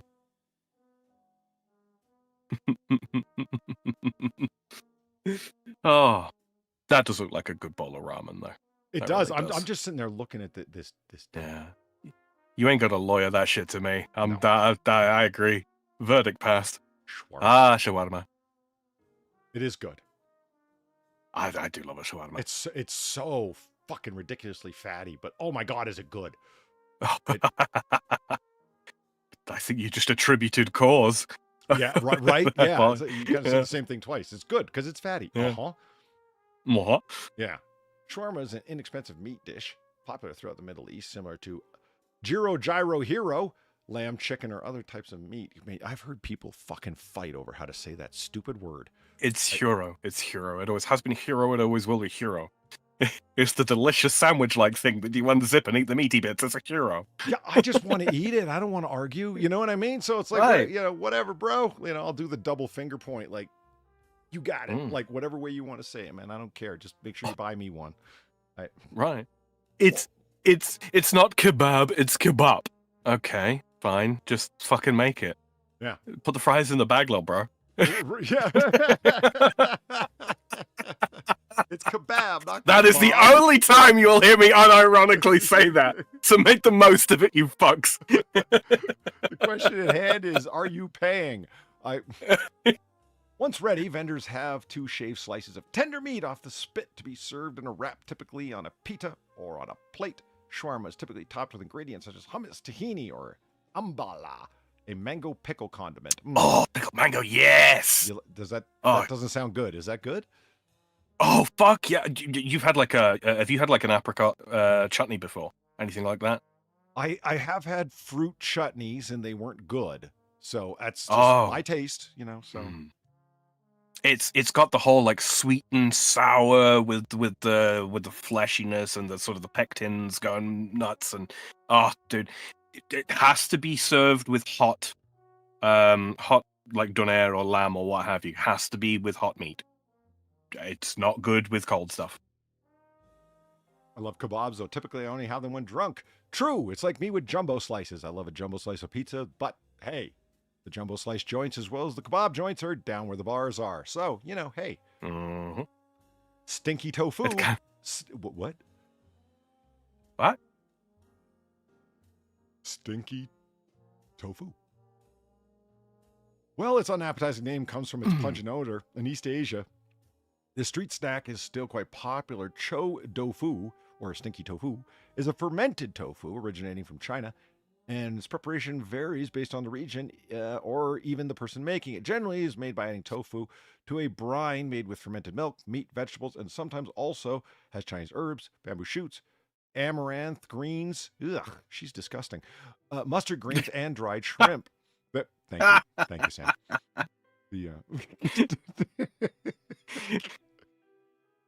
Oh God, then it'll taste like fish.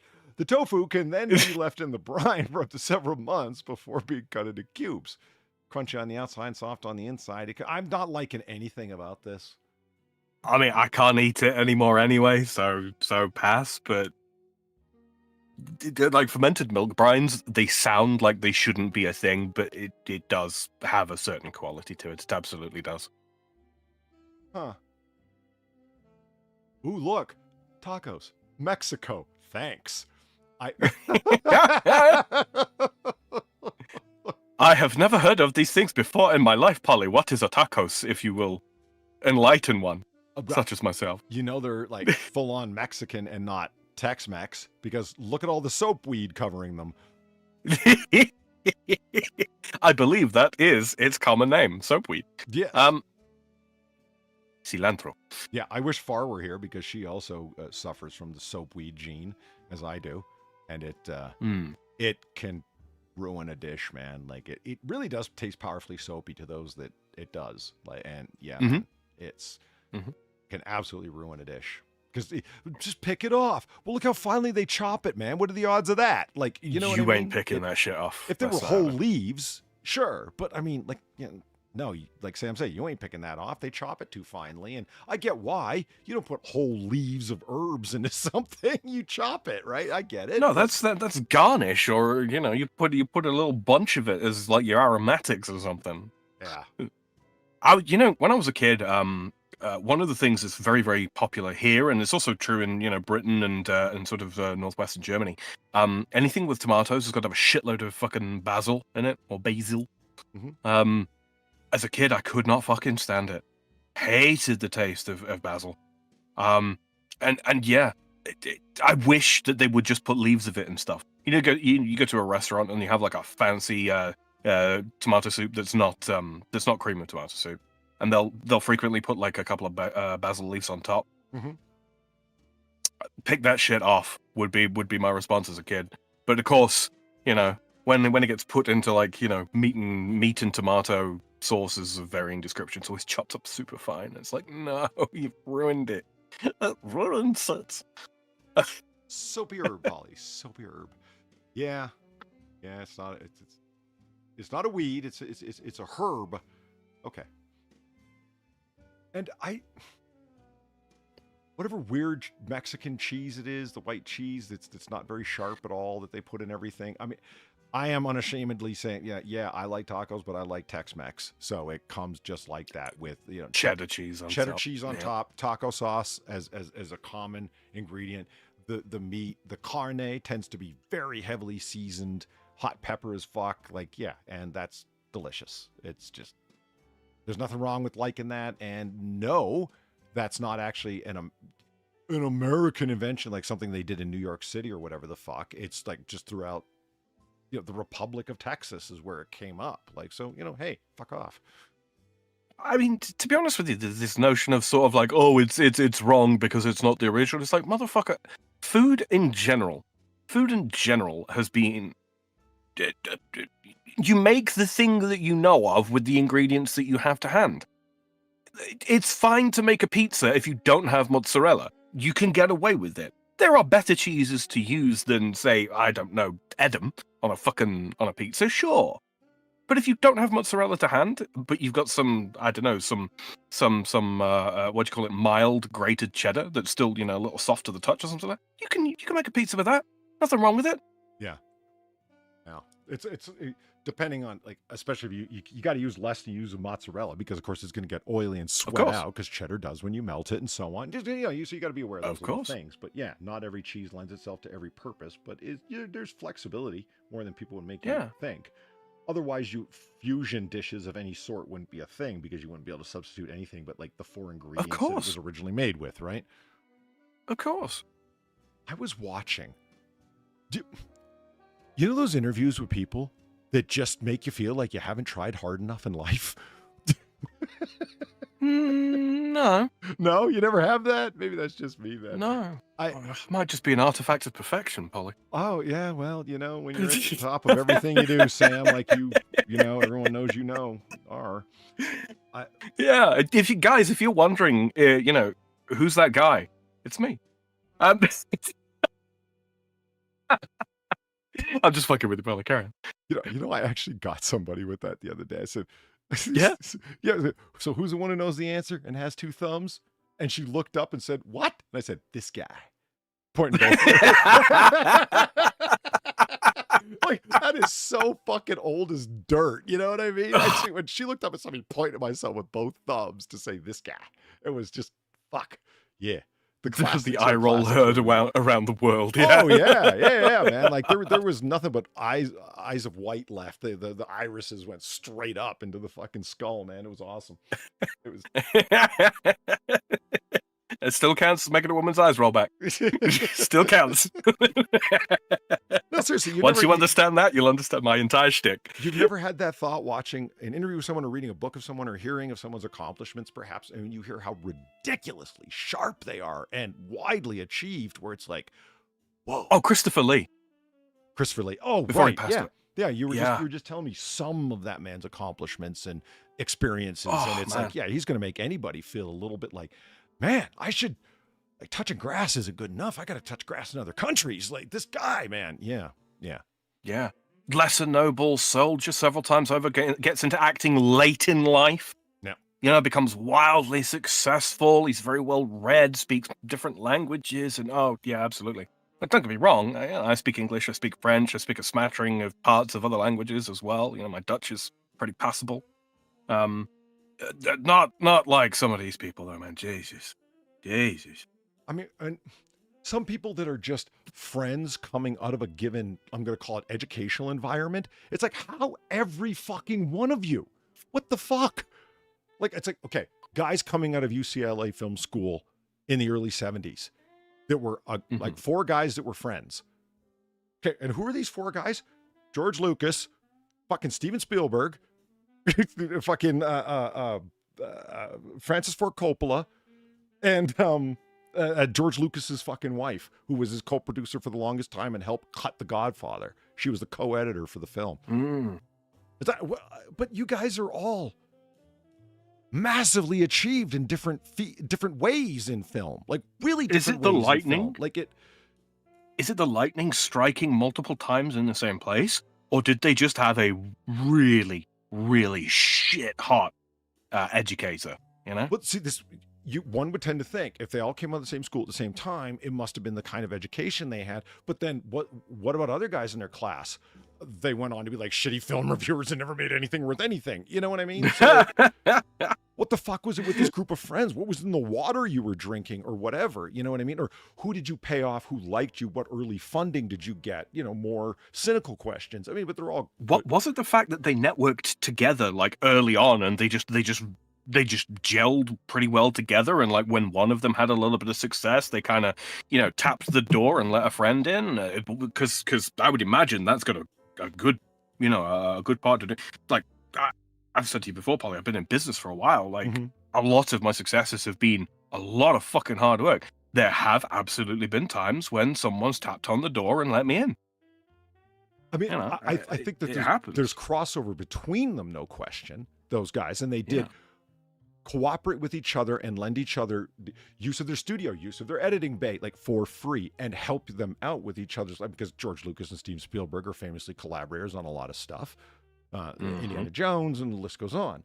Close Encounters of the Third Kind. The guy, Spielberg was the guy who lent Lucas a whole bunch of his money for American Graffiti, his second film, his first non-student film, second film overall. It was George Lucas and Lucas's then wife of the time that helped Francis Ford Coppola for free edit all of the footage he had already filmed for The Godfather and turn it into something... Over a weekend. Yeah, and turn it into something usable, because it was a complete disaster, and it was George and his wife that saved that film. Fascinating story to hear Coppola tell it on the director's commentary. He goes, this whole scene, this whole sequence, we thought we were fucked. We thought it was lost. And George and his wife came in and saved our asses over a whole weekend, and they put in the work for free. And it's just because they were film school buddies. And so it's like, maybe it's like a collaborative thing, that crossover that helped it. But I mean, it's not just them. Take a look at guys coming out of the same kind of school that knew each other. Guys like,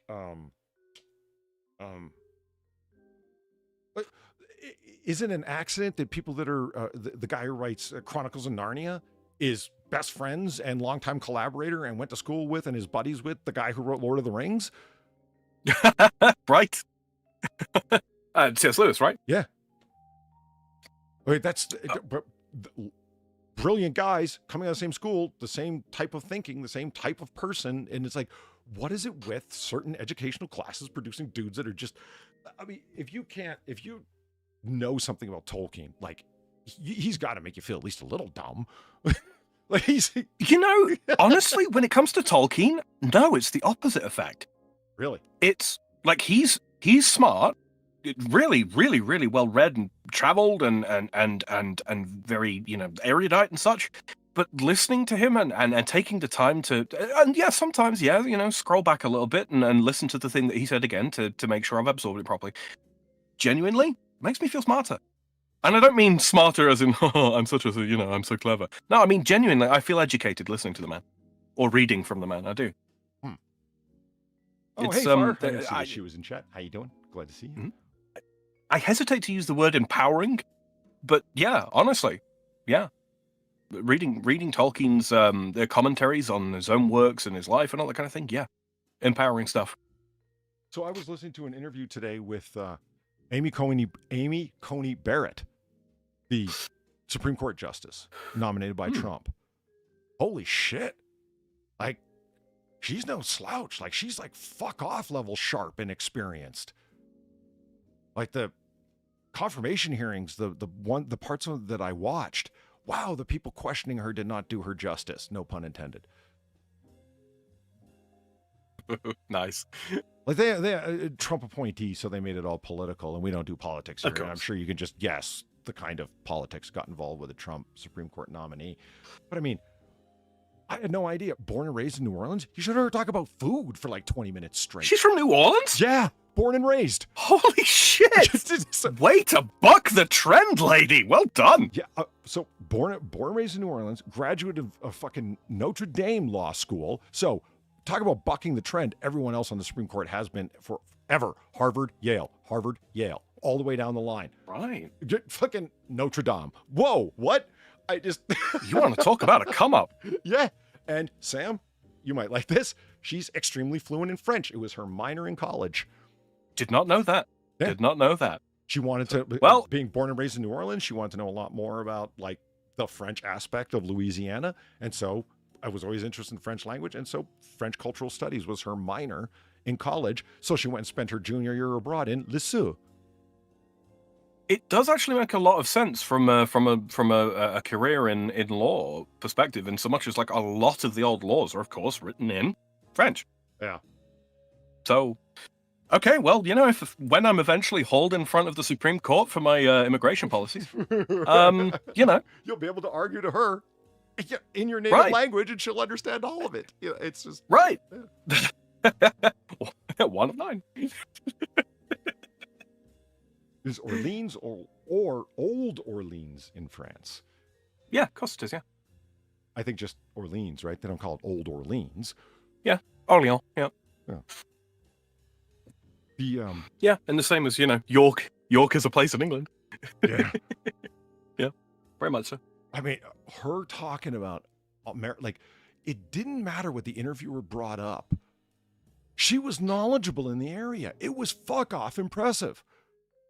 She's like, okay, but I don't look. When Jefferson was talking about that, like her knowledge of American history was fucking phenomenal. It was really impressive. And like, it wasn't just, I know this thing in terms of like, regurgitation. Yeah, like quiz level knowledge where, yes, I can answer these Jeopardy style questions. It was know it well enough to have a considered opinion on it and be able to say, I like this. Here's the part that concerns me. Here's where I come out as a scholar of the law on that, though, where like I pause the video and I think, that's interesting. Hold on. I want to think about what you said there for a second. Like, you know what I mean? Like that, there were several times where I paused. I thought, wow, her argument is how her view of like legal originalism is, yes, it's important to understand what the author meant. The 3 tenets of legal originalism, one of them being what did the author intend? But she goes, the crucial thing, hands down, for me is the 3rd tenet, which is how did people at the time understand that ruling?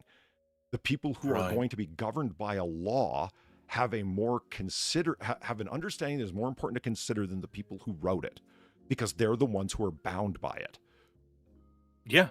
And they are the ones ultimately giving their consent to be governed by it. Yes. And I was like, I see your point. That is really, really interesting.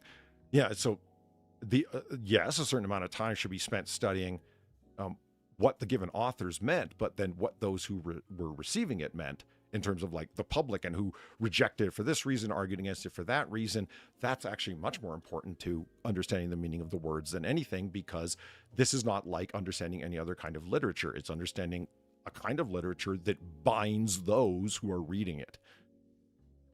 I'm like, it's fuck. It's almost like you're very good at what you do. And you've been underrated in my mind. I was impressed. I walked away really impressed. It's nice to hear somebody speak with expertise rather than simple authority, right? Yeah. Yeah. Neil deGrasse Tyson. Yeah. If I watched 20 minutes of a Neil deGrasse Tyson video the other day. Why? That's a good question. I wish I had a good answer for you. I don't. It was a stupid move, and I did it anyway. It's because of the subject of the video. I thought, let me hear these two fuckers talk about this. It was, is there such a thing as free will? I'm like, you're astrophysicists. What are you fucking doing? they're there to make them the ultra materialist argument. I suppose that's the only real Which is position what- they could reasonably take, right? Which is what they offered. When I heard Neil deGrasse Tyson say, when I ultimately come to the decision that everything has a physical precedent cause, and I'm like, yeah, you know what? If you had any experience with the backyard you're playing in, which is my backyard, fucker, by the way, not mine personally, but you know, I wouldn't attempt to tell you about astrophysics, so fuck off with notions of philosophy that you're attempting to play around with, which he could, but he makes no effort to understand it. Like, he's more than smart enough to understand something about the field, but he just takes guesses as to what's right, and then I know a lot about astrophysics, so I must be right in. I mean, have you ever heard this guy explaining, like, the weather changes and how you know that global warming is real? And it's like, dude, you don't even know what the fuck you're talking about. You haven't even taken an effort to understand what you're talking about, or the things that environmental scientists look into, and their ice. He will just reference ice core samples and never bother to read the studies that they're. It's like, well, I'm an astrophysicist, it's smart enough. I can, as long as there's some other scientist that says this stuff and I respect their field, I'm going to say that they're right. I mean, Which is not how fucking science is done. Yeah, waiting on COVID over and over again, take the jab you have to, and all of his bullshit around that.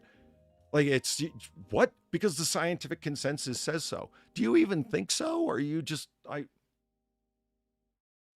he's NPC brained. More than anything, I really believe that is a guy who's effective. I don't know if he's an actual narcissist. He doesn't display some of the tendencies, but it doesn't display some of the symptoms, but he does display some of the tendencies, which is, I don't think that a lot of arguments would even make it through to him to understand, do you get why people get upset with you when you talk about fields outside of your expertise, but then expect people to bow to your expertise when you are talking inside your field? Do you see how those things might be in conflict for some people? I don't think that would ever register with him.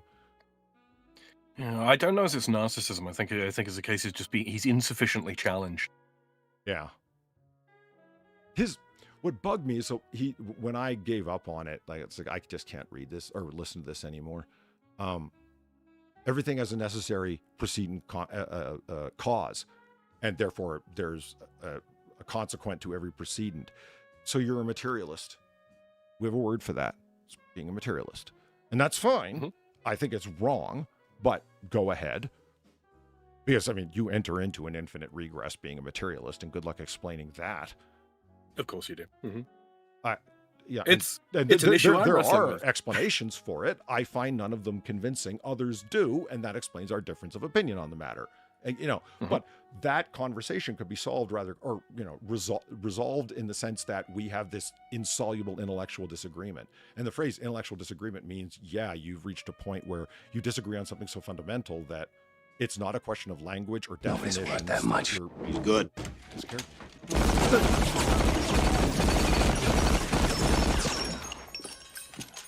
Better than that. Gamer Valine, thank you for the 650. Physicists talking philosophy. Just vibing. I see. Well done. Well done. That's one of those things. It works at the surface level, and it works at the deep level. Very good, Valine. 10 out of 10. No notes. That was a good callback. Well done. It's just fine. And because of this, get this, because we know that, we can basically conclude that free will doesn't exist because there are precedent material causes leading up to everything that we encounter and experience. Therefore, things that would make us make one decision or another. Therefore, we can conclude that there were causes to those decisions as well, removing the sense of any independent cause of our individual decision. There were precedent causes that can explain it, which means that we should extend our compassion to other people much more so than we do. What? How does that? And when you, well, Alex the Wallabali, what the fuck are you talking about? That was gibberish. It makes no sense. Did you just make a decision to extend compassion because free will doesn't exist? You fucking retard. Did you hear what you just said? You employed complete non sequitur. Yeah, you employed free will after concluding free will doesn't exist. I mean, if you were going to extend your compassion to somebody else, you wouldn't be able to decide to do it. It would be the preceding causes that put you in the position of it. And indeed, as it much would be the preceding causes that put me in the position of making the argument that you're a dimwit.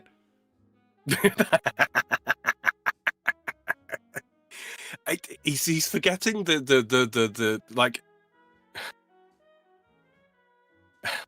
It's if then, but then he goes on to another then, and the then is the non sequitur, when really he should be approaching it as an if then otherwise. I appreciate his attempts to get into moral philosophy, because it seems to be every scientist's desire to become a moralist. Looking at you, Sam Harris.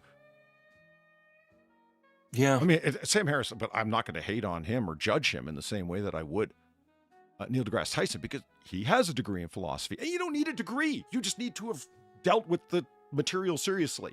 And you don't need to go as far as a degree. You just need to have read into it. Holly, I don't have a degree in philosophy, and we've engaged in some pretty philosophical discussions, I'd like to think. Some of my favorite discussions along those lines, in addition with you, were with Ranting Monkey, and he famously doesn't even like philosophy, and it's like, well, that's too bad, Monkey, because you're kind of good at it. Fuck you, in your face. Yeah. No, but they were fun. They were fun. They were interesting. He's a challenging dude. He really is thinking through what he's saying, and I found some of his opinions really disagreeable and angering at times, but that tells you he's a good discussant if you can get you riled, Yeah, without being a complete shithead about it. Yeah, absolutely. And so, no, you don't need to be. But Harris, it's like, look, you are a neurobiologist, and you try and create a moral philosophy that can exist without God, and you think you're going to go through the prime value, like the thing that creates the most good in any given situation is going to be the basis of your moral philosophy. He wants to create a solid system of ethics, natural ethics that exist coming out of natural arguments that don't need to appeal to an outside creator, so it can be completely consistent with atheism, but does create a consistent system of ethics where you can say, yes, there is objective morality. It is not just up to the individual. Moral anti-realism isn't valid. Okay, that was attempted, and in the way that you attempted it, didn't work. And it was dismissed by other moral philosophers and ethicists when they took a look at what you did, because what you did was basically repackage John Stuart Mill's utilitarianism. Whatever creates the single greatest good in any given circumstance is the right decision. Yeah, that's utilitarianism, and it didn't work because it's a failed enterprise and because it doesn't ultimately prove itself to be objectively necessary. So, I mean, a whole bunch of claptrap. This is why guys who don't know what they're talking about shouldn't get involved in it, because Neil deGrasse Tyson ends up talking about, because I have no free will, we should be compassionate to the other. What? Why? And this is on a podcast called Star Talk, where they talk about astrophysics. Guys, fuck. Hate to say it, but stay in your fucking lane. The guy said with tacos on the screen, talking about philosophy. As Platty has just highlighted in chat, thanks, Plabs. Perhaps she is the wisest of all of us, Polly. Yeah. Ooh. Yes. I love me some takoyaki. Yeah, I do. If you never had these, they are just delicious. They're I guess they are fritters. Yeah. I think of fritters as dessert sweet, so they're not necessarily, though. That's just, they can be. Potato fritter. Yeah. I think of like an apple fritter, which is basically a donut, more or less. Yeah. Or pineapple fritter from the Chinese takeaway, right? Never had one. Really? Oh, yeah. So it might be a very British thing, but yeah, it's just a ring of pineapple dipped in batter, deep fried, and usually served with syrup over the top. Like golden syrup or maple syrup. Yeah. Good shit. And like all things Japanese, their savory is just umami. It's the MSG, man. It's the MSG. You can't top it. You'll just chop it to the MSG. Okay. Oh yeah. Table salt. What's that? Give me some MSG. So it's batter with octopus in the center, stuffed, and then fried, and it's just amazing. Made in the shape of the snack into a ball, the small round treat is filled with diced or minced octopus, tempura scraps, green onion, and pickled ginger. The takoyaki are then brushed with mayonnaise and takoyaki sauce, similar to a Worcestershire. Then sprinkled with dried shavings of bonito. And as Far knows, we are both big fans of bonito flakes. They're just, even if you don't like fish, you end up liking them because they're just. So it's skipjack tuna, for those of you who don't know, that has been dried into dried and cured into like a dense pack, and then shavings of it, absolutely beyond paper thin shavings of it are shaved off. It ends up being salty, savory awesomeness that just tops something. Would that be fair? Salty, savory? Yeah.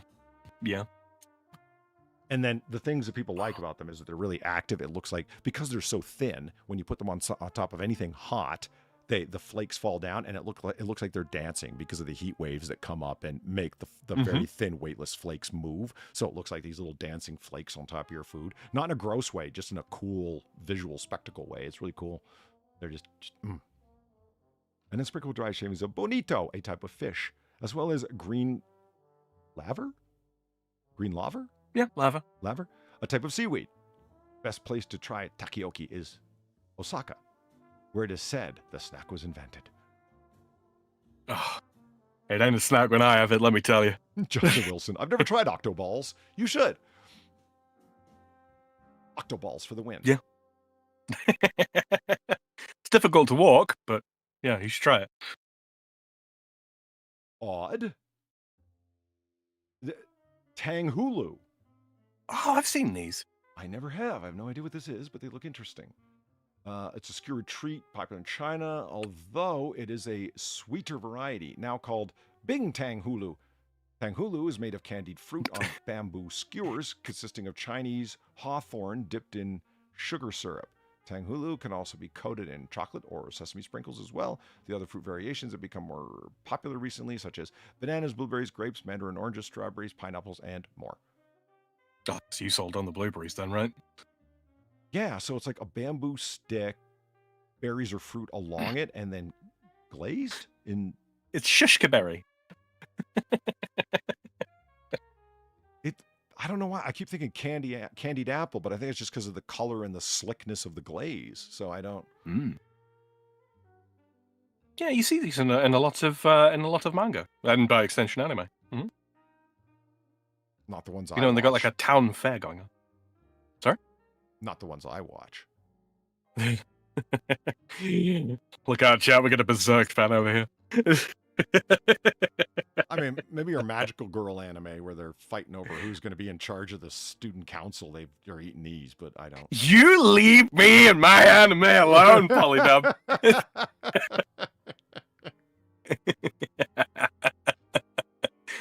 Look, I think of anime like I think of video games. I don't want to be staring at hairy man butt for 4 hours. Oh, Darksidism, you're right. Hush puppies from Long Island. Long Island. He called them slush puppies. I called it Long Island. Let's just see if we can Frankenstein our two sentences to come to something that makes sense. Hush puppies from Long John Silver's. Boom. There you go. Got there in the end. Yeah. Tornado potatoes. Oh, yes. Had these. I've never even heard of these. This is the first time seeing them. Tornado potatoes, or heroin gumja, as they're called in Korean, are heroin. Writing that one down. Hold on. Close enough. I've got a Korean friend. I'm going to upset with that later.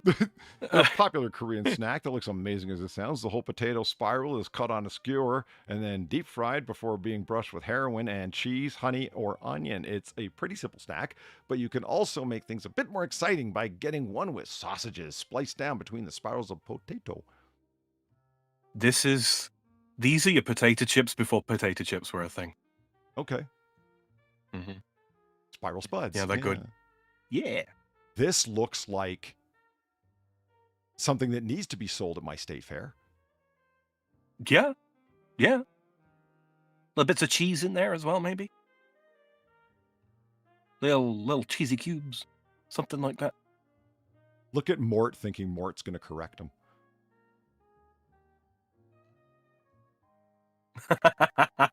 He said spiral spuds. Yes, I know it's technically a helix. Mort, you can't correct yourself, man. It's cool. Yeah, Mort, check yourself before you correct yourself. It's okay. If Mort's here to tech us on the technically correct. BG's here to remind me that he's a dick. There's all sorts of people are playing their respective roles, and I love them for it. Vadapov? Is that how you say that? Vadapov? Vadapov? Yeah, there's lots of Indian food that I really like. No hate. India gets a lot of hate on its food, and I don't see why. There's a lot of great stuff coming out of India. There's also some stuff that's overrated, in my opinion. But whatever. Agreed. Yeah. Agreed. A spicy deep fried potato patty stuffed into a bread bun is a staple food in India. It's an ethnic chip butty. Thank you. I was just about to go there. This is a carb fest. I thought there was going to be something else here, but it's one carb shoved in another. Yeah. A deep fried potato patty stuffed into. Okay. So in order to make it, a boiled or mashed potato is mixed with spices. Okay, that's what I was wondering. Like, is it a patty, like just a slice of potato, or is it like made mashed and then seasoned and then dropped into the oil? Smushed. Yeah. I'm entirely okay with carbs shoved into carbs. Such as green chili, garlic, turmeric, and mustard seeds, and then coated with batter from the gram flour before being deep fried and put on a bun. Originating in Mumbai, it is also referred to as a Bombay burger. Of course it is. Okay, this is not the most impressive thing I've heard coming out of India. Wow. It needs it needs a little something, little cheese or maybe some bacon. Put some bacon in with a mashed potato. I can't help but feel that there should be something else in there besides seasoning. Then again, I also object to the chip buddy. So, I'm not eating Muhammad Ali. What's wrong with that? I don't know, man. It's pretty light.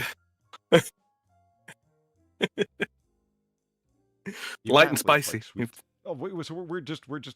I'm not eating him either. Oh, we're off. And his name's Buddy. No way. What did you do to that cake? Are those potato chips on top of an overly tall cake? Kind of looks that way, doesn't it? Dude, you are way too thin to be eating your own cakes. Never trust a chef that doesn't eat his own food. Right? Ali has a punchy flavor. Fuck, that's enough of you. So I want to tell you guys about something. Far and I, a good while back, Far gave me a little bit of an education, and I asked for it too. It's like, here you often do. No, I literally asked for it, not I was cruising for it type sense meaning. So I explained to Far like why G.I. Joe was popular with boys, like what it's got in it that also Transformers has in it, that Warhammer 40K to a degree has in it, or in large measure actually has in it. It's got this and that, and I think girls already get that. And I'm like, help me understand why. Like I look at Gem and the Holograms, and I know why that was a failure. I knew you were going to bring that up. Did you? I could feel it. Yeah, the moment you said G.I. Joe. I was like, I mean, fair enough. Right? Truly outrageous. I've been enjoying my G.I. Joe content lately, so I'm an old school comic book guy, so of course I like G.I. Joe. Yeah, but not Transformers as much, and that's because the lore doesn't get as interesting with Transformers as it does with G.I. Joe. No offense to anyone who likes Transformers, it's fine. I understand it does have lore, but the lore doesn't get as comic book simply isn't as good, and the universe isn't as wide and committed to. In any case. Like, help me understand why. How could it have been better? How could Gem and the Holograms have been better? I understand why it sucked. You don't need to have a deep understanding of female psychology to get why it sucked. I could tell you that. You know, I said, it seems like it was written by a bunch of dudes saying, this is what girls like, right? Yeah.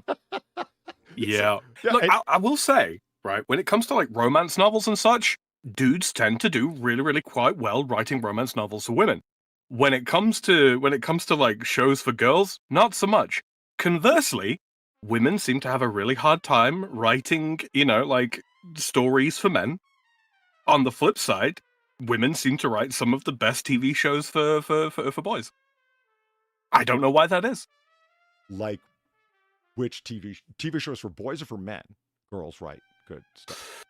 For boys. Like what? Like how many the amount of manga that is sort of angled towards boys, young teenage boys as well, that's written by women, frankly, is astounding. It's Really? astounding. I Yeah. didn't know that. Okay. Yeah. I mean, so I was asking for, like, what is it that interests girls? Like, what is it about the various manga that you read and comics you read when you were of the age group that they were targeting with Gem and so on? So that's anywhere between 7 and 16, like wide range. So, like, Yeah. 6 minutes now of what?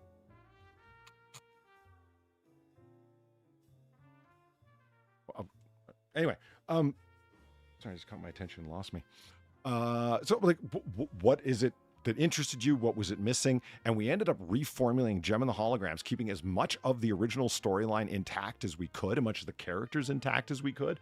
I'm telling you, that shit would have been a fucking banger if we had written a fucking remake. I would have Like when we fixed Star Wars. Yeah.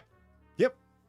Yeah. It's like, and I remember when they let that woke mob of weirdos at She-Ra, and it was like, but it wasn't anything like wait, what the fuck was that? Like, the key is to get in there and retool it, yes, but leave as much intact as you possibly can.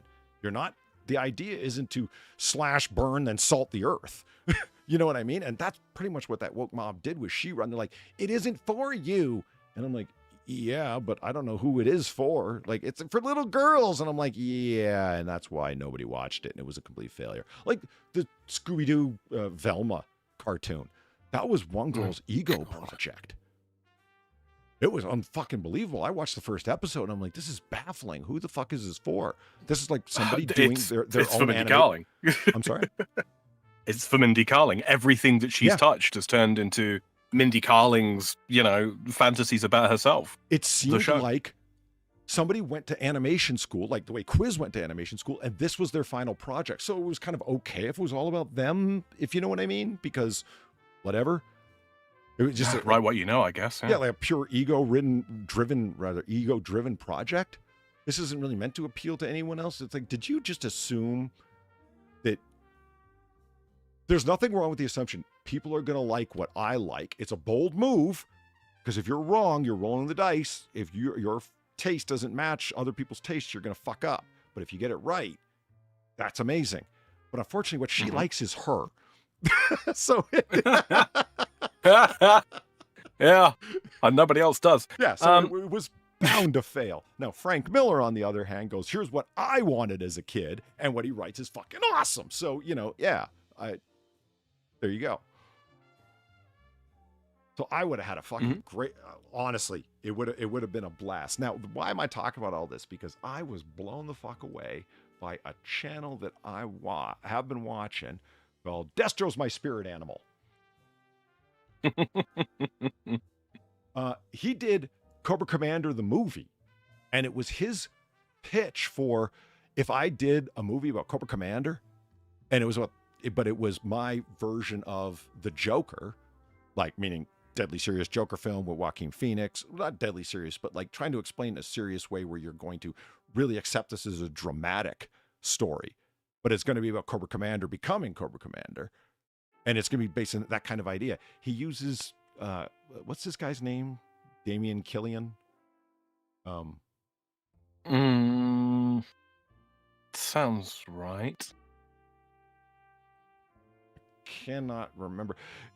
He uses all cuts from this films that he has been in and whatever to be background with like simple effects on. And while he's explaining this story, what he views as the up and coming run of it. And it's like, here's Cillian Murphy. Cillian Murphy. Thank you. Here's him like doing like an early political speech as Cobra Commander, right? Getting people together. And he uses like the simple effects to kind of like, blur it out so you don't really think too much of where it's being taken from for the intercuts and the various cut scenes. Here he is with his young son. It's so well done. I thought this is going to be cheesy, this guy's pitch. And what's fun, this is his son playing war games. And it's just interesting little psychological moments where it's like he's a used car salesman, and that is full-on G.I. Joe lore. Cobra Commander in the very early days was a used car salesman. And he was Understandable. He was a very, very good used car salesman. Could sell more cars than anybody, and then eventually overspent and ended up deep in debt and so on. And it one thing goes to another, but like when he's at his house, he goes, I noticed that he's watching his son play war games, and it's like, yeah, I remember when I was a boy, so did I. No boy ever dreams of growing up and being a used car salesman. No boy has used car salesman action figures. He's sort of obsessed with boyhood dreams of grandiosity, even as a grown man. Watching his son play, he feels like I am not living up to my boy's idea of heroism because he still shares that kind of childhood idea, grandiose notion of what heroes look like. You know what I mean? The inner child, yeah. Yeah, fuck, it is really well told. And it's like, to your credit, buddy, I think you did almost as good of a job retooling early G.I. Joe history to look deep and interesting as Far and I did retooling Gem and the Holograms to be cool. It impressed me, and it made me think Hollywood writers are just fucking lazy, yo. Once you get enough people telling you that you're very good at what you do, as if you write a whole bunch of tropes and thread them together, it becomes good enough, therefore good. And he doesn't destroy any of the lore. He actually employs a whole bunch of the characters and names them, and you would have to know who all the various people are in terms of characters in G.I. Joe in the lore. One of the first things that they pull off as this group called Cobra is to rob some U.S. military tech that's made by a U.S. military contractor, Mars Industries. You have to know a little bit about G.I. Joe lore. That's Destro's company. He hasn't even met Destro yet, and later on, that's going to be how he ends up meeting him because he hijacked his tech. And fascinatingly, he starts Cobra as a pyramid scheme.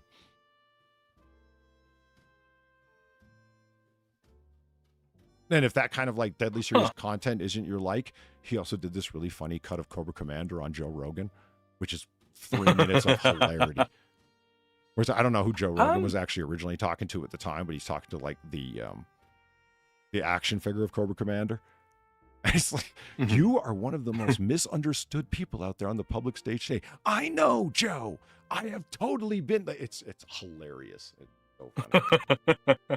I could watch that. Yeah. Real quick in chat. I think that's Simon Wilson. Have women ever written anything close to the level of Jojo no Kimio Nobuken, aka JoJo's Bizarre Adventure? Yes. It was Hiromu Arakawa who wrote Full Metal Alchemist. Immediately stands out to me. I can't remember her name now, but the author of Black Butler was a woman as well. Inuyasha, if you've ever heard of that, was also written by a woman. These are all, really, really, really big manga. Yeah, absolutely. I stared at this example of a pyramid scheme for quite some time. If you go with the same levels of increase because of geometric increase, by the time you get to level 13, it's more people there are in the world. Huh. So it's like when you're talking to people that are at the second and third level, or more to the point, when you are talking to the people at the second level and telling them what to tell the people in the third, is make them point out how quickly it will grow if everybody does their job. it doesn't need to go on for years and years and years. I mean, functionally, you only need to get down to level 5 or 6, and you've got everything, all of the fucking size you need. This reminds me of something I saw a little while ago, actually. The math-related stuff, but it was the test question that I think it's the current CEO of Microsoft used to ask people when hiring them. And it was a simple, I'm thinking of a number 1 to 100. You guess a number, and I'll tell you if you're high or low. And if you get it right on the first try, I'll give you $5, and that's the job. If you get it right on the second try, that's 4. Then it's 3. Then it's 2. Then it's 1. Then it's none. And after any guesses after that, you owe me $1, $2, $3, $4, so on and so on and so forth. And the actual question is, do you want to play? And the correct answer to that question is no. Because even if the CEO was playing fairly and did actually stick on the one number, it'll take you an average of 6 guesses. Really? To get the number right. So the answer is no. Even if you were really, really, really against the odds lucky, and you got it in like 4, the chances of you getting it in 4 are so low. The best way to win is not to play. Yeah, that's true. It's like, yeah, that's a really fun little numbers game right there. Because of course, what are most people going to do as well? They're going to go, yeah, I can beat the system. Yeah, right. It kind of tells you something that, I mean, if the odds were even remotely even, would the person even be offering you the chance to play? Of course not. Right. And it's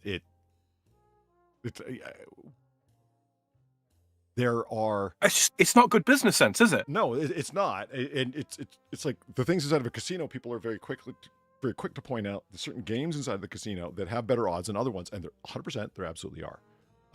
That's not even an argument. It's just, but those are loss leaders for every other game. Mm-hmm.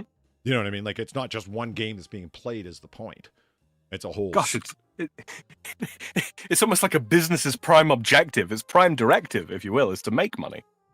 Yeah. So if they're losing money in an obvious way, think about why. Yeah, they wouldn't really be in. The casino wouldn't exist very long if they were just constantly writing checks for people, if you know what I mean. Right. Obviously. It's an amazing. I love the description from the mob boss who assigned Lefty Lowenthal to be the mob guy running 3 different casinos in Las Vegas. He goes, remember, Lefty, never forget, you're not there to run gambling. You're there to give people a taste of why they flew to the middle of the desert. You're selling them dreams for money. It's like, what does that mean? It's like for an old crusty Italian guy, he really understood psychology. He's like, you're selling them the chance on winning.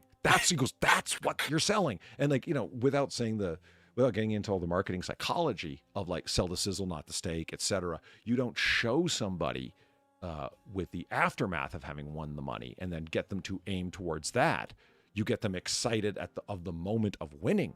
That's the sizzle, right? So thus the loudness of the coins dropping and the alarms that go off when somebody wins a slot machine, and why you want the slot machines to go off every so often. So it seems like they're almost continually going off, because it gives people who aren't paying attention, and even if you are paying attention unconsciously, the impression somebody's always winning somewhere in here. All I got to do is go drop a coin and eventually it's going to be me. And it's like, no, eventually it won't be you if you do the math. They don't want you to do the math. The idea of the excitement and the low-cost food and the comped drinks and the fucking et cetera, is to get you to not sit there and do math, but to be taken in by the visual and auditory spectacle of it all. Remember, Lefty, you're there to sell people dreams for money.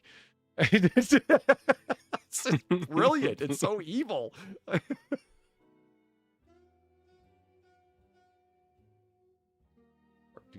Sam, I just want to get something to wet my whistle. Meaning Okie soda out the dokie. fridge. I'll be right back. Okie dokie. All right, chat. It's your time to shine. Talk to me. What you got? Alan Tyler says, sounds like the art of war. Yes. 13 trillion. Just like socialism, casinos refuse to die because there's always someone egotistical enough to think they can crack the system. Exactly right, Justin. Exactly. Says, yeah, I don't do gambling. Let's see. Fro says it tends to help being lazy when you don't have to have talent, just the right shade.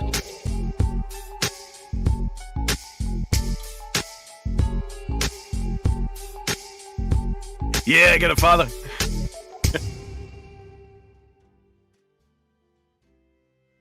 All right.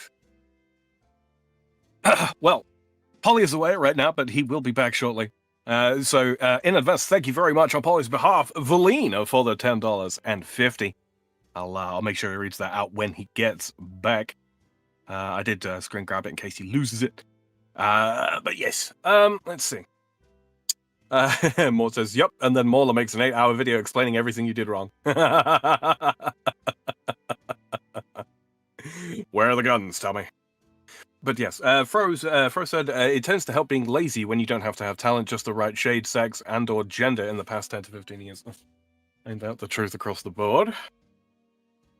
There are billions of people out there. Anyone can find an audience catering to themselves. The issue is when it's pushed to everyone, not a self-selecting group. Hard agree. Hard agree. There's always a problem. There's been this corporatizing of entertainment over the course of the past sort of 20, 30, maybe even a bit longer than that, 40 years of everything now has to be made for everybody. Why? Because we want to spend 350 million on this project. So therefore we have to at least recoup that much money, which means that it has to appeal to as broad an audience as possible.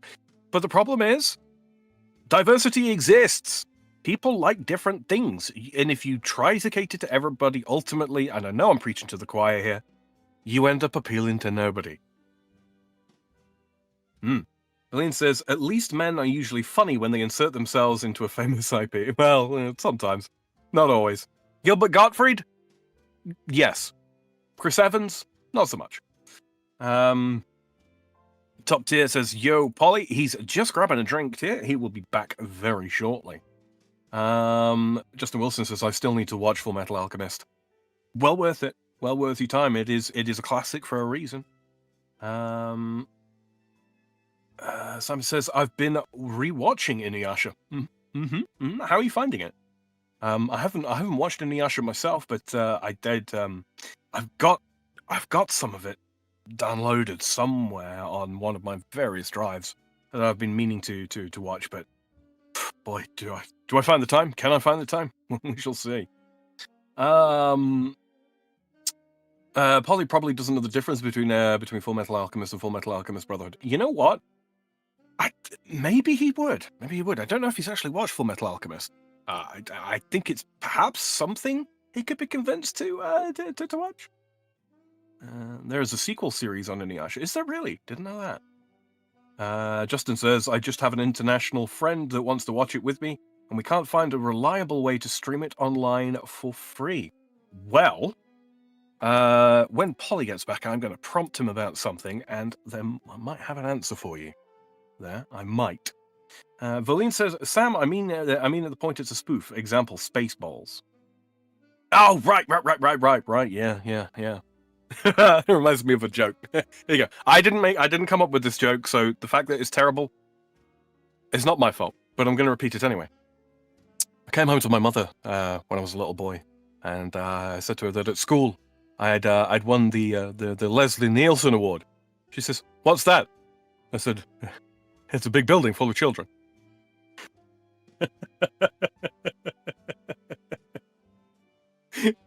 Pretty good, right? All right. It's the next generation about the kids of the cast. I see. Misfit says the Trigun anime are great. I've seen the original. I watched it relatively recently with Platy and Far and Fritz and Jacob. And yeah, it was weird. a little inscrutable and sometimes a bit hard to follow, but yeah, very enjoyable. I haven't watched the more modern one, but from what I've heard, yeah, it's pretty good. It's pretty good. Hello, Slipnotic. Welcome to Noir Bar. The remake Trigun Stampede is good too. Is that so? Don't watch the new Trigun. Is it not as good? Tia says the original is great for Trigun. You see, I'd heard of it sort of vaguely over the course of years. Didn't actually sit down to watch it. Now that I have actually sat down to watch the original Trigun, seems like everybody but me's watched the damn thing. Convince him to watch. The original. Let you back. The original what? I saw it. Trigun. It's an anime. It's a classic anime. It's pretty good. Like 1980s weird, but yeah, classic, pretty good. or- Yeah. Yeah. Cool. Oh yeah. Convince Polly to watch JoJo in 2027 or 2028. Enough of the Americana that is Steel Bull Run should have aired by then. Really? Uh-huh. I'll make a note. It's ultimately down to Polly. I don't. Polly, I am, you got a tip from Valiner. I am deeply confused by JoJo. I've seen enough clips and enough memes to not know what the fuck that anime is about. Like it. You know, I'm not saying that it's bad. I can't really say that I've seen enough of it to say whether or not it's good or bad. The one thing I will say is that it's one of those shows that the energy just does not seem to drop. You know, when it comes to like pacing and such, you got big action, relax, chill story beats, character introduction, big action. It's not like that. It's just big action all the time. And I gotta admit, I struggle to keep up with that. Sometimes I do. It's like you've just spent 6 hours listening to like death metal. You got to put a little Enya on to chill out. All right, for like 20 minutes before you get back to it. All right.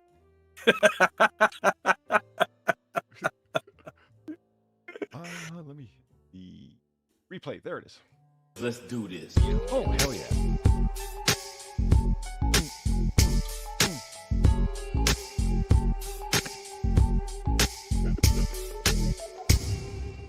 Dear Evelyn, thank you very much for the 1050. We still need to do the Star Trek rank comparison. Yeah, hell yeah, that'll be like a video of mine that people might actually watch. I mean, 6 hours of a screen so dark red you'd think it's black was highly successful, but it's the only way it's up. I still can't believe that got the fucking views that it did, man. It's amazing to me. Also, I think I recommend minor character theater for someone inserting themselves into a story. Minor character theater. I don't know what that is. Platty says, I know why you say that, Sam. Why is that then, Platty? Excel Saga is amazing.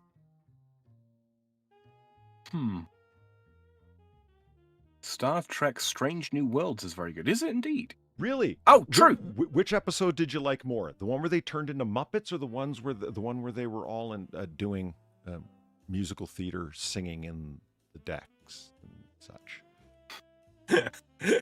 Sam, there was an episode where they turned into Muppets. I'm not even kidding. Fucking Muppets. You don't sound too enthused, Polly. Listen, it's not like people go, oh, well, you're just stuck on one thing. Excuse me? We're talking like TOS, some animated series, TNG, Deep Space Nine, Voyager, and Enterprise. There's wildly different kinds of Trek. All 13 original Trek movies, plus the JJ verse, the Kelvin timeline. They're very much different from each other, all over the fucking place. You know, Hammer, who's a big fan of Star Trek, does not like DS9 because he thinks it's too slow playing. He calls it Deep Sleep 9. It's too dark. It doesn't have the blah blah blah. I'm like, yeah, I know. It's not competency porn and get along gang in space. That's making fun of TNG there a little bit, but you know, DS9. If you like noir, is awesome because it's got some strong dark noir elements to it. And hey, shocker for those of you hanging out here, I really like noir.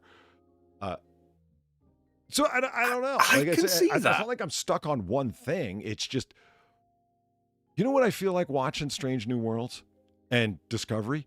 It's like, listen, if you like Buffy, that's fine. Buffy the Vampire's fine to like, but keep your Buffy out of my Trek and I'll keep my Trek out of your Buffy. You wouldn't like it if you were watching Buffy the Vampire Slayer and all of a sudden there was like Star Trek cerebral deep morality play futuristic bullshit in your fucking Buffy. And I'm not saying that you personally like Buffy, Sapper, but it just, the writers are clearly extremely influenced by Josh Whedon style writing. Everyone's quipping pop culture references constantly. I can't do it, man. Weirdo I episodes. want to like Buffy. For no explanation, everyone's doing a musical because it'll be fun. Like, yeah, and I get why that works. I get why people liked Buffy. I understand. I'm not even criticizing it at all. It's just do they really belong together? Is what I'm saying. You know, that's all.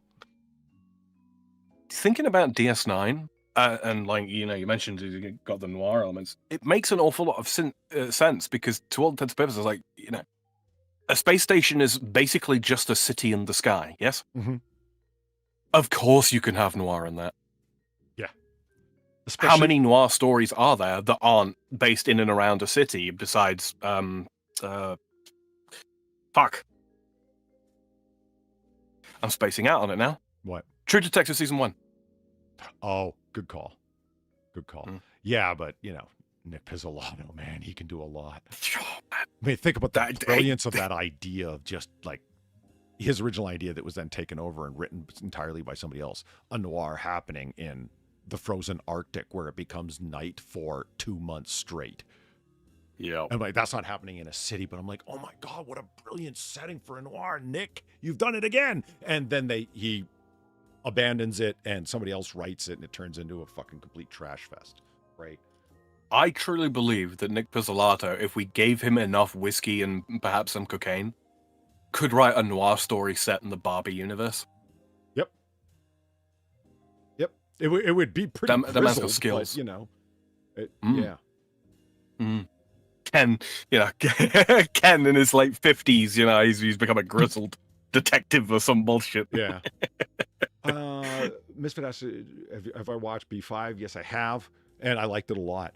It took me a little bit to warm up to it, but not the style, just to get used to the characters and get familiar with the characters. And then when I did, yeah, I mean, great writing. I mean, J. Michael Straczynski, the creator and writer of it, and Straczynski is a great writer overall. His run on Spider-Man was fucking fantastic. And he writes across multiple genres really, really well. Yeah, I once I got into B5, I really enjoyed it.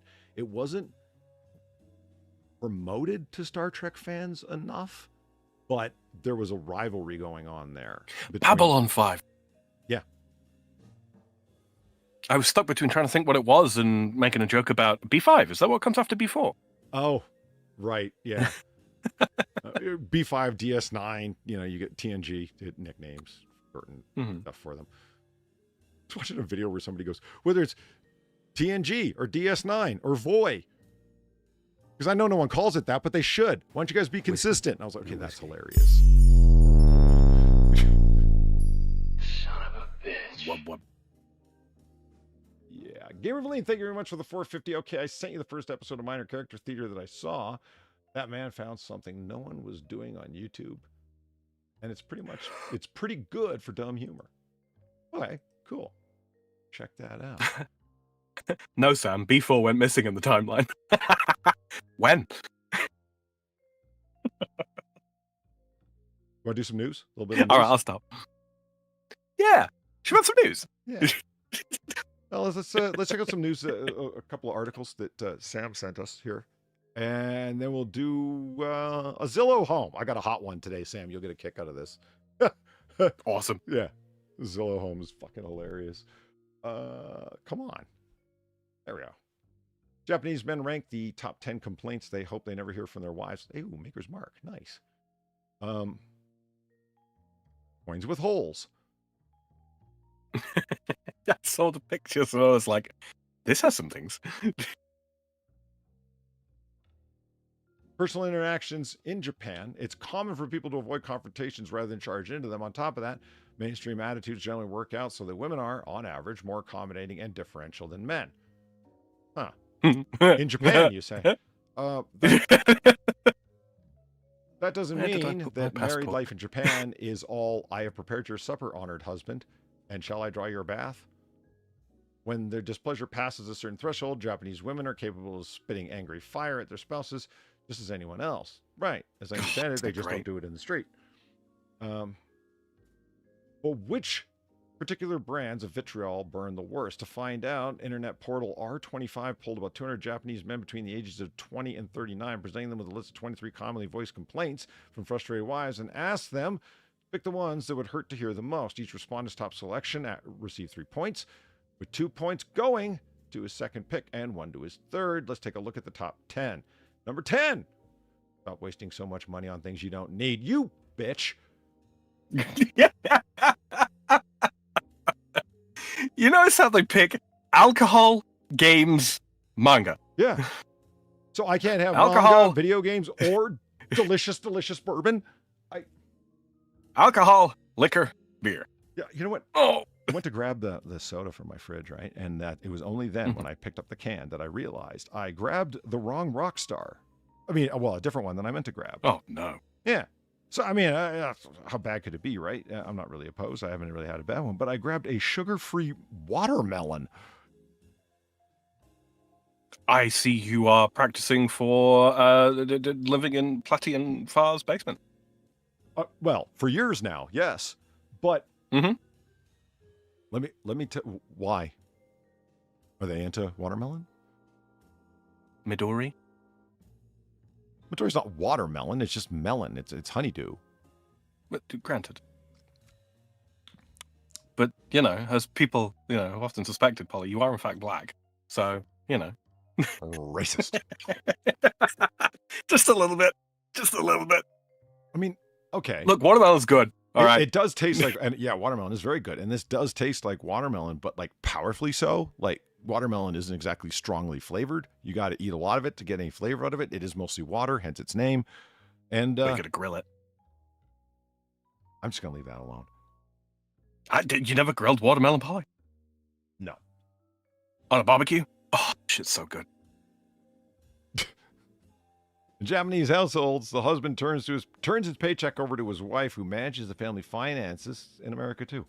She in turn gives him an allowance to spend in America too. But as with he turns his paycheck over to his wife, whether or not she manages the household and the family finances. Watermelon is the flavor of my doll. Is it? Duly noted. But as with any limit, there's sometimes going to be pressure to stay well under it.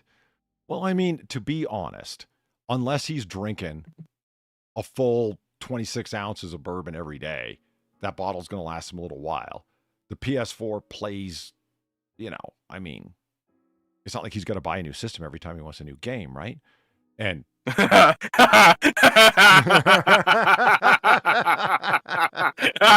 not at all, Polly. Not at all, man. Right, Feline? that's an L, not an I. My doll?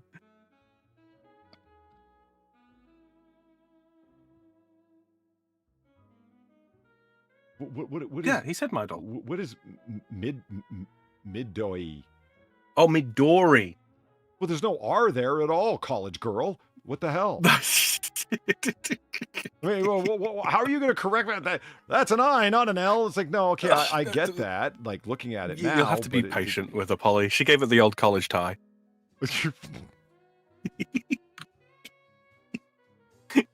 Game old Valine.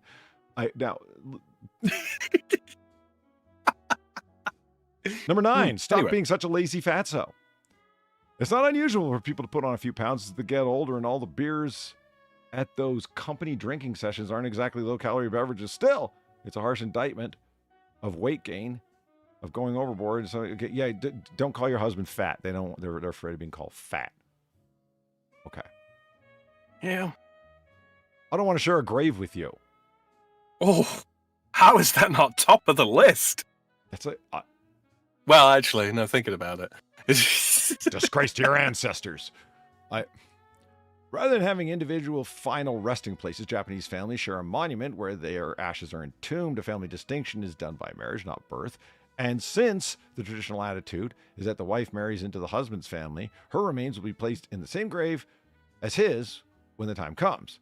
So they can be together for all eternity. Finding out your wife isn't interested in being along for the ride, so I don't want to share a grave. Like, men actually brought this up, so women throw this in men's faces? I mean, not necessarily, but probably. I'm not being funny, but if that is the tradition, isn't that basically I want a divorce? Yeah. When I'm done milking you dry for the rest of our lives together? Speaking of milking dry, I see this horse and his girl, and I know exactly what women have been reading, so just saying. Oh no. Oh no. I was hoping you wouldn't acknowledge that. That was a shocking thing, how popular them fucking romance novels are. What is it? Morning Glory Milking Farm? I wouldn't know, Polly. No, not you. I am a good and innocent Catholic boy, Polly. Right. I'll have you know. Sure. Let's go with that. Culturally. Culturally. At least take care of the dishes after we eat dinner. Assuming that your wife made said dinner, then yeah, it would be pretty embarrassing to have her call you out for limiting your involvement in the meal to strictly eating it. Can't say she doesn't have a point, though. It is traditional for the man to help out with the dishes. I mean, it is where I'm from. If we're not the ones that have cooked, yeah. I can feel a dirty joke brewing here about showers, but I'll leave that alone.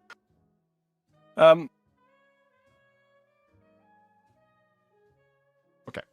Oh, immediately followed. Take care of the cooking once in a while. I wouldn't be able to understand her thinking since she knows I can't cook, offered one participant by way of excuse. Honestly, though, dude, it's not that hard to boil some pasta and open a jar of pre-made spaghetti sauce. Except that I have heard more than one girl say, I hate when guys say they're going to cook for you and all they cook is spaghetti. Because it's so... Yeah, I've heard that. I've heard that. I have had the rolled eyes when I suggested I'm going to make, some form of pasta dish for dinner. It's like, no, I'm going to make it from scratch all the way, fresh pasta that works. But yeah, the eye roll when they don't know that that's what I'm intending to do. Yeah, it really takes away my my desire to prepare food for somebody I care about when they roll their eyes at the suggestion of it. Well, sorry, that got a little real there. I apologize. Show more appreciation for the things I do. At first, this seems like surprisingly high ranking for a situation. It sounds like it should be more hurtful to the blah, blah, blah, blah, blah, blah. I didn't even get that one. Men at number 5 have a fear of a woman yelling at them, show more appreciation for the things I do? What? Why? Because it would imply that they're an unappreciative husband, or that their wife thinks that they're an unappreciative husband, when perhaps they do a lot of things for their wife that they feel would not be noticed, or would be indicated to have not been noticed if their wife was to say this to them. Okay, so this is at number 5, and I think what's at number 4 right next to it shows why I'm confused why that's all the way at number 5. Number 4. If we didn't have kids, I'd totally have divorced you by now. It's like, what the fuck? Why? If a woman said that to me, I'd be seeking papers the next day. I would. I come from a family where my parents absolutely stayed together for the kids, and to disastrous consequences a lot of the time. Made life very, very hard. If that's truly how she feels about it, all right, well, let's divorce then.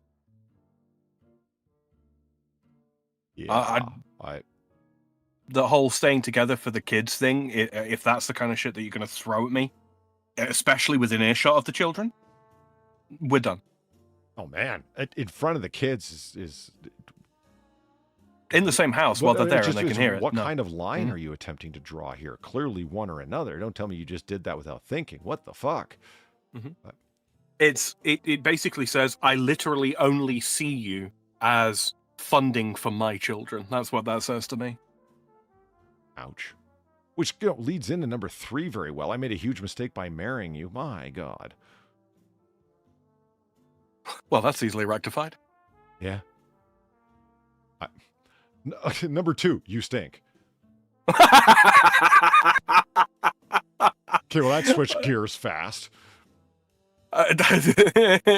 Well, it kind of makes a little bit of sense because there's probably some dissatisfied husbands out there, you know.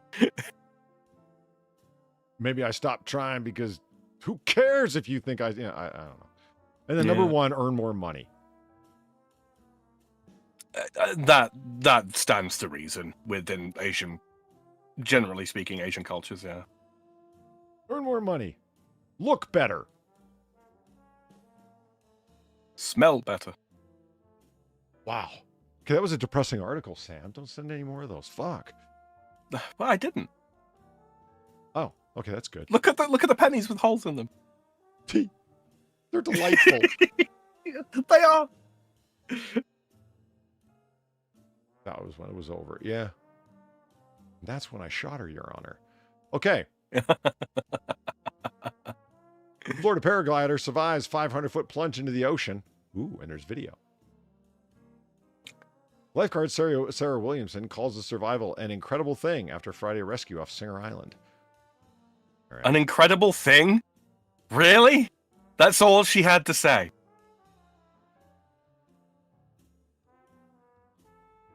It's my nickname in high school. Sarah Williamson? What haven't you told us? Sam? No. An incredible thing. Oh no. Yeah, okay, there we go. That's like nightmare material. Oh God, he's twisting. He's turning a spiral of death. Oh plunge. no. Oh God. That's like that's up there when it comes to like primal fear, right? Yeah. You shoot folding. Fuck, that was fucking frightening, man. Man, it starts off so well, that's not original video because it's blurring the text at the top too. Why does it take so long for the high def video to kick in? There we go. And then, oh God. Oh God. Yeah. Oh. Oh, you know that still hurt like a son of a bitch, even though it's water. Yeah. I mean, that's not as bad as the guy that launched in his own shuttle to prove that the Earth was flat, who then crashed shortly thereafter. But pretty bad. Yeah. Mario Death sound. Sorry. Mario Death sound.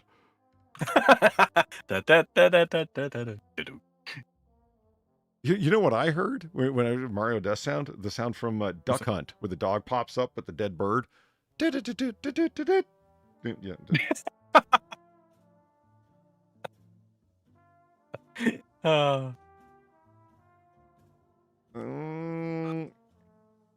There we go.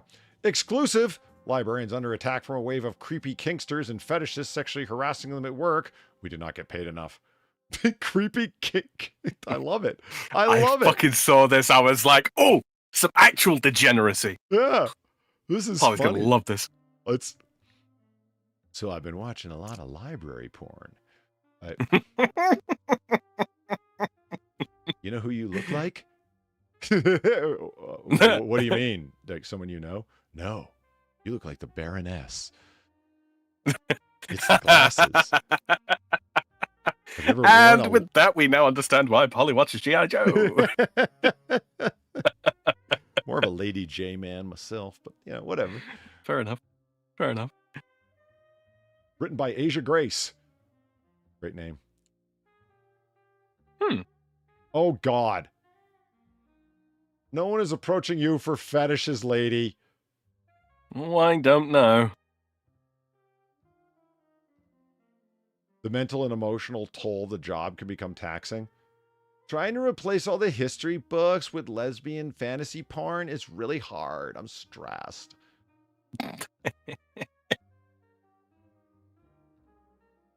Satisfying the XXX rated cravings of complete strangers is not Abby Hargrave's job description. Every day is something new, Hargraves, based in Washington, D.C., exclusively groaned to the Post. She exclusively groaned to the Post. That's dirty. I think these article writers are probably some of the problematic kind. Detailing the many obscene phone calls she receives from creeps who get their jollies from harassing librarians.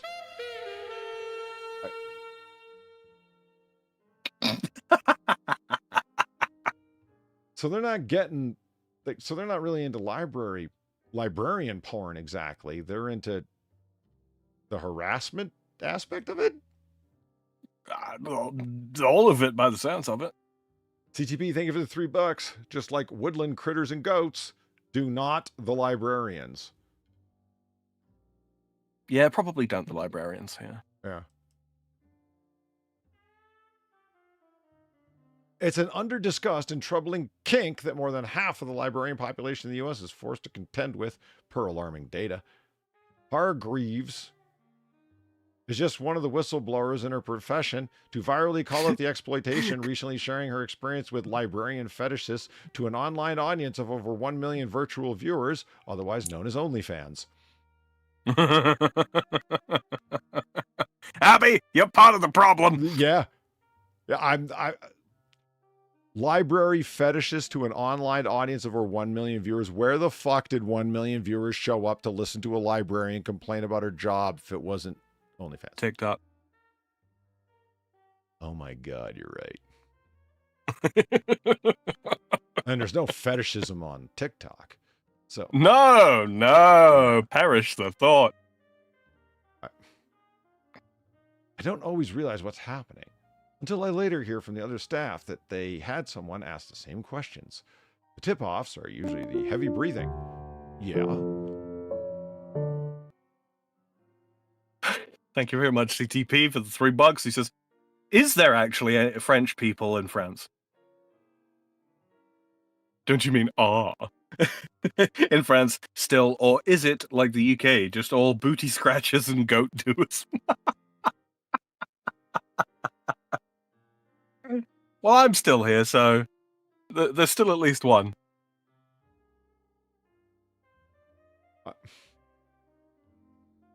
Sexual harassment is scarcely known plight of librarianship. The female-dominated field comprised of 89% women. Sexists. Yeah. Where's my DEI?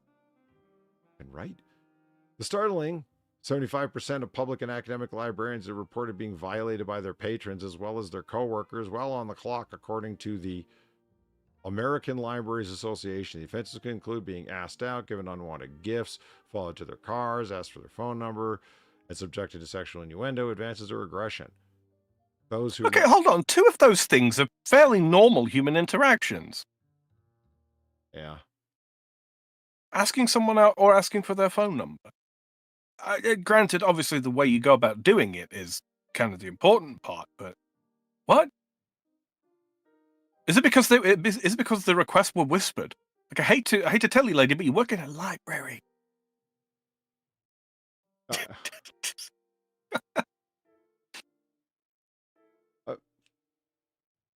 These scoundrels aren't brazenly peppering Hargraves and her colleagues with the stereotypical or overtly lewd questions like, what are you wearing? Or are you turned on right now? Instead, they achieve sexual arousal by asking unwitting librarians to recite excerpts from historical documents, such as the Declaration of Independence or random lawsuit filings. Oh,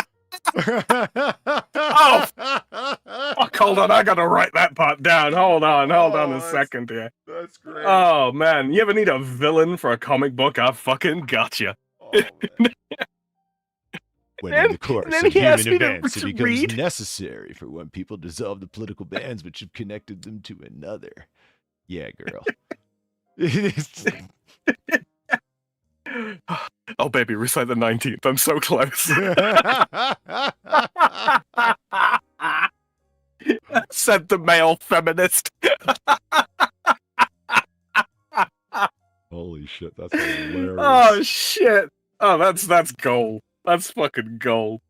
I remember receiving a couple of calls from an individual who asked me to read a Wikipedia page for a specific court case a couple of times.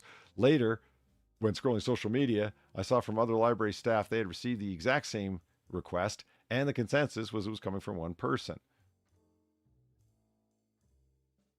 Much like this is a school project, dude. Yeah.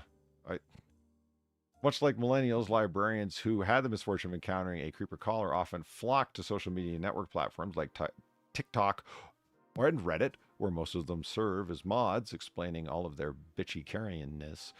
There was a guy who regularly calls libraries anonymously, asks for a staff member to read the Declaration of Independence, and jerks off. A preschool staffer warned on Reddit. You never mind. My guy, I Monday don't know who afternoons, you are. lady. I complaining on Reddit about it. I feel so exposed. My guy, I don't know who you are. I don't know where you're from, but that's special. Yeah. I'm not saying keep doing it, but that's special. Yeah, freedom! Someone's calling around to libraries and asking for Wikipedia entry on Brady versus Maryland to be read aloud.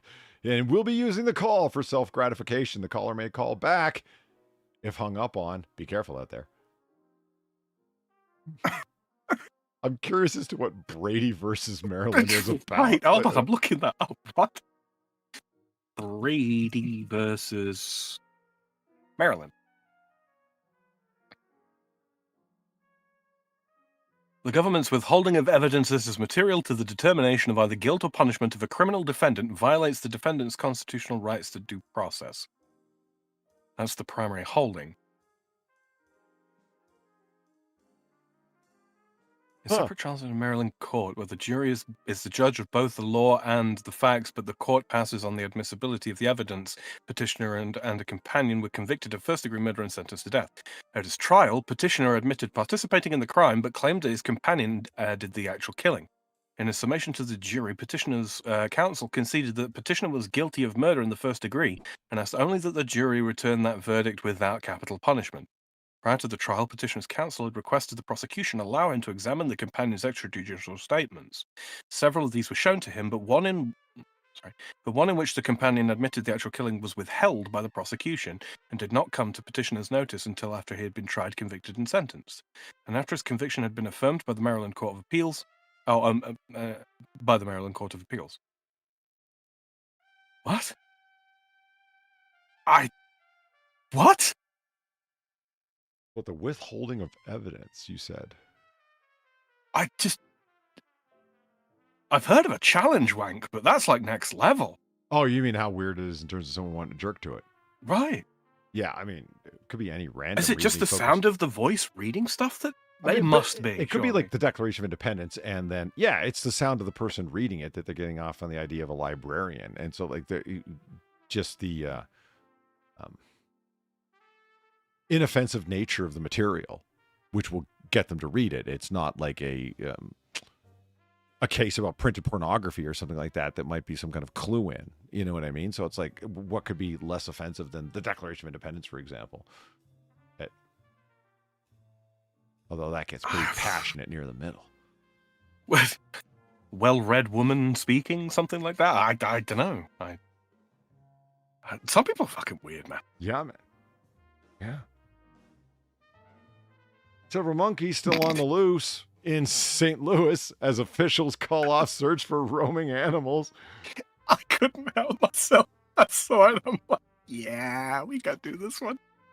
Yeah, I should actually see some monkeys. Several monkeys continue to be on the loose in St. Louis, Missouri, according to the city officials. And now the city's Department of Health has called off its search for the roaming animals. The animals were first reported near the park site on Tuesday. The Department of Health spokesperson Willie Springer told the Associated Press the monkeys are believed to be vervet monkeys. Vervet monkeys are medium-sized primates native to Africa, and in this cold weather have become monksicles. So they're dead. They're frozen to a tree somewhere. He's dead, Jim. Yeah. They're primate Frosty stuck to a tree at this point. Don't worry about it. Oh, man. Willie Springer, your parents did not like you. Vervet monkeys live near human populations and are some considered pests, as they may steal food, raid crops. Careful. Damn it, Sam. Often leading to lethal control measures, the foundation noted. Really? They steal food, raid crops, and other items, often leading to lethal control measures. It's at this time, it's exactly unclear how many monkeys are on the line. I'm starting to feel bad reading this now. Springer said the largest number of monkeys reported together so far is 4, suggesting there is not a large group roaming the city. Ownership claims are also unlikely. Well, yeah, since the 14th Amendment. As residents are not legally permitted to own monkeys in St. Louis. Like, at all? Apparently not. Sorry, Clive, you've got to go back. As residents are keeping an eye out for the monkey, some AI-generated images and false reports are complicating efforts to track and capture the monkeys, officials said. It's been a lot in regard to AI and what's genuine and what's not. People are just having fun. I don't think anyone means harm. That's just so like they're like putting like one of these Velver monkeys like on top of the mayor's house and shit, like just for fun. Behind the wheel of a cop car. Right? Yeah. Yeah. Or just driving a city bus. He's blending in. Oh my god! You know, just, Right. A clever bastard. He's got a little driver's cap on and everything. It'd be hilarious. I got on that bus. There I are was, so I was many- on there half the day. I didn't even notice. There are so many directions you could take this article, and it's just brilliant. Boo, Valine, boo. All right. Farmers dumped 30 tons of potatoes and patty to protest proposed trade deal. Look at this. No respect for the ground apples. You see, the thing is the Frenchman in me is delighted by this, but the Irish, not so much. That is so many fucking potatoes. I mean, I saw the size of the trucks, but then when you see the sheer amount of potatoes, wow, what a waste. Can I take some? Would be my. I mean, those look like. Yeah, the potatoes fine. in Paris are free, man. You can just take those. Okay. Them some good quality looking Yeah, potatoes they from a glance as well. Those look like really good baking potatoes, man. Oh my god. Yeah, I'd show up with a basket. You're right, like free spuds. Yeah, open my trunk, man. Holy shit. That was amazing. Great potato dump. But yeah, it's a thing that we're doing now, apparently.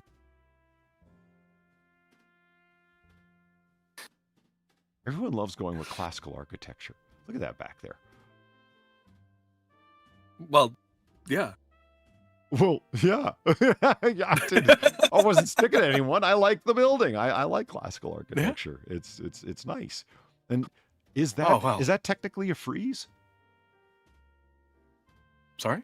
You know, a frieze, like the style of like semi-relieved art. Right, yeah. Yeah, is it? Yeah. Mm-hmm. Somebody was telling me, like, I don't know architecture really well. And, you know, after you date a girl who's got a minor in art, you get just, like, stuck into every time you don't reference something correctly. Remember she was the one that told me how Baroque I was? And all the jokes that follow. I have some money. That was just terrible. That was one of my lower moments. I have money. Didn't help my image. Okay. Manure works better and doesn't cut into your profits. Well, if this trade deal goes ahead within the next 10 years, manure might become more expensive than potatoes.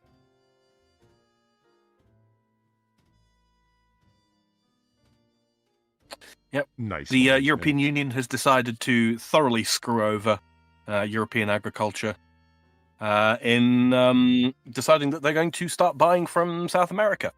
You know, because we've got all of these trade restrictions and regulations and minimum wage things, blah, blah, blah, blah, blah, blah, blah, blah, that is causing agriculture to need to be subsidized at a frankly ridiculous level. Also, all of the restrictions on what fertilizers we're allowed to use due to fucking carbon emissions and cow farts. And South America has no such qualms. Right. In fact, they're currently still cutting down the Amazon rainforest to plant more crop. So that's a thing. There is a proposed market cap currently supposed to be in place of 1.5 to 1.6% on things like beef, wheat, etc., etc., etc. But this is totally not going to go anything like the steel industry when we shut all of our steel plants down and just started buying from China because it was cheaper. And then when we couldn't make our own steel anymore, they jacked the prices up and completely crippled our own ability to start up a market again.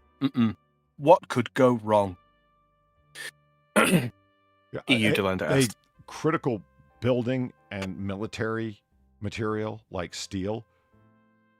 Why Mhm. would you put yourself in a position of not being able to produce it at all domestically when it's being produced not only not by an ally but by a sometimes enemy, often adversary? I mean, that's just bad. An economic governance. adversary. Yeah, Yeah. that's just terrible governance. Yeah, fuck you, LBJ. Yeah. Let me ask you I something know here, American Sam. history. You got people. I mean, I see some people that got some coats on, gloves here and there. It does look chilly. Yeah. Is there no snowfall in Paris this time of year? Is there snowfall generally, or is it quite rare? Are you asking, do we have snow in France? Yeah. Like, and Yeah, I we don't have mean it, where yeah. you live at, but like up in Paris here. Yeah, it absolutely does snow out there. Paris is basically like it's on the same latitude as the Canadian border. See, this is what I mean. Like, it's not like it was so far south that I'm gonna like, well, yeah, it's right above Italy, like, where it's gonna be all warm and shit. And it's like, no. It's pretty far fucking north. So Yeah, I just very don't. much so. So this is just a low snowfall year. This isn't what it should be like in like very early. There January? has, I can't speak for Paris specifically, but towards the end of last year, it snowed twice, like where I'm at, and I'm a good strike south of Paris, Yeah. A couple of inches each time. It took several days to melt away. Okay. And then, what would it be? A little over a week ago now, it snowed again. Yeah, another couple of inches. We don't tend to get like ridiculous amounts of snow. It doesn't usually exceed a few inches at a time. Usually because it tends to get followed up with rain, which then obviously speeds up the melting process. But no, it snows in Paris. Yeah, it gets bloody cold there, depending on what the jet stream's doing. See, That reminds me, it I've is got something possible to show to you answer later. the question of do you even get snow there and not freak the fuck out? Like, I don't know. Yeah, Go figure. I think it was a rather fulsome answer actually. Yeah. And because now I know that I got the information I was seeking, actually, instead of just being left wanting.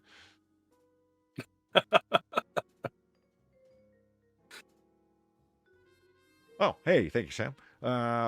Sam and my links haven't been put there in chat, and also our descriptions are descriptions. Our links are below in the description. Yeah, that's better. I have also put files there in case you want to pelt her with some pennies. Show her your appreciation. I dare say she will be back among us before long. Yes. Among us what? I'm being sexually harassed. Humongous what? Fuck, that was funny. Okay. Fuck yeah. But yeah, she's been out and about this evening, which is why she ain't with us. Yeah. But she's in chat. So. You want to look at a pretty fancy Zillow home here, Sam? Oh boy, do I. Chat, this is a special one. I don't even know what the fuck. I scrolled long enough to check out, to ask myself, what the fuck? And I knew it was gold and just started scrolling back up. For those, somebody actually asked me that in DMs. It's like, you go through it to see that these houses are a disaster or odd or interesting or overly ornate or whatever the hell catches our interest. They don't just have to be hellholes. They just got to be, why would we look through a normal house? Even though every now and then an okay normal house is kind of refreshing, I'm not going to lie. Yeah. This one's an oddball. So, okay, this could be yours. This 4-bedroom, 3-bath, 3,000 square foot home. 3,000 square foot home, 4 beds, 3 baths on an 80-acre lot for a mere $2.1 million. You got the big capture ready there, Polly? I do. It was built in just 2023. There's no homeowners association again. 80-acre lot. But it's the abode that's on this 80-acre lot that's eye-catching. There we go. Bring up that screen and then capture. And This is about the same size and roughly the same configuration as the one we looked at last week. Sorry, not the same configuration, but it's got the same rooms in it as the one last week. And it is exponentially more expensive. Yeah. But the one we looked at last week was on, actually, I've got it right here. That's Thumb Butt It Road. was in Beaumont, Yeah. wasn't it? Remember the place with the inexplicable property boundaries? What Right. the fuck? I still didn't figure that out. Oh, it sold for $610. Yes, it did. It sold for $610,000. Yeah, There we go. is it sold? Has Yeah. it sold since we looked at it? I didn't think it had sold. I guess so, because I mean, I refreshed the page to bring this up, and yeah, now it reads as sold. Holy shit, Polly, we're real estate agents. Wow. We are exciting people about the possibility of buying a weirdly boundaried home in the actually south of California, though we thought this was going to be in the far north, considering how relatively cheap it was. Yeah, yeah. Where's our cut, Zillow? Right. And we wouldn't mind our piece either, purchaser and realtor. Right. Yeah, there you go. 4 beds, 3 baths, 3,200 square feet. Or the one we're Yeah. looking at over, is 4 beds, 3 baths, and 3,040 square feet, but is $2.1 million instead of the aforementioned house, which was $610,000 it sold for finally. So, Literally a turd. yeah, this is a new construction to this 80-acre property in, where was it? Terlingua, Texas. Terlingua, Texas. That's right. Number 700 Gate 9 Road, Terlingua, Texas. So as we can see, there's a little exposed rectangle of a box that you can live in. It is a square. No, 9. It is a rectangle. And there is a upper patio. Got a little bit of a deck there. There's a triangle. What the fuck is this? What is that? I mean, I thought it might be a weather dial, a time sundial, time dial. Yes, I'm dial.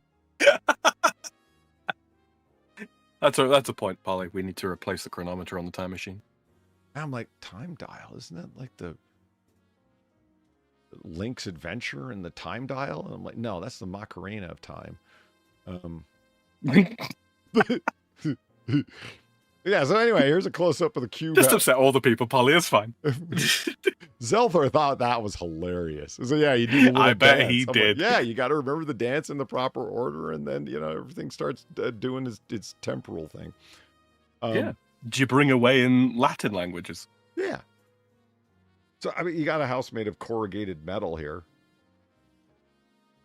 We'll see how this works out, and the unexplained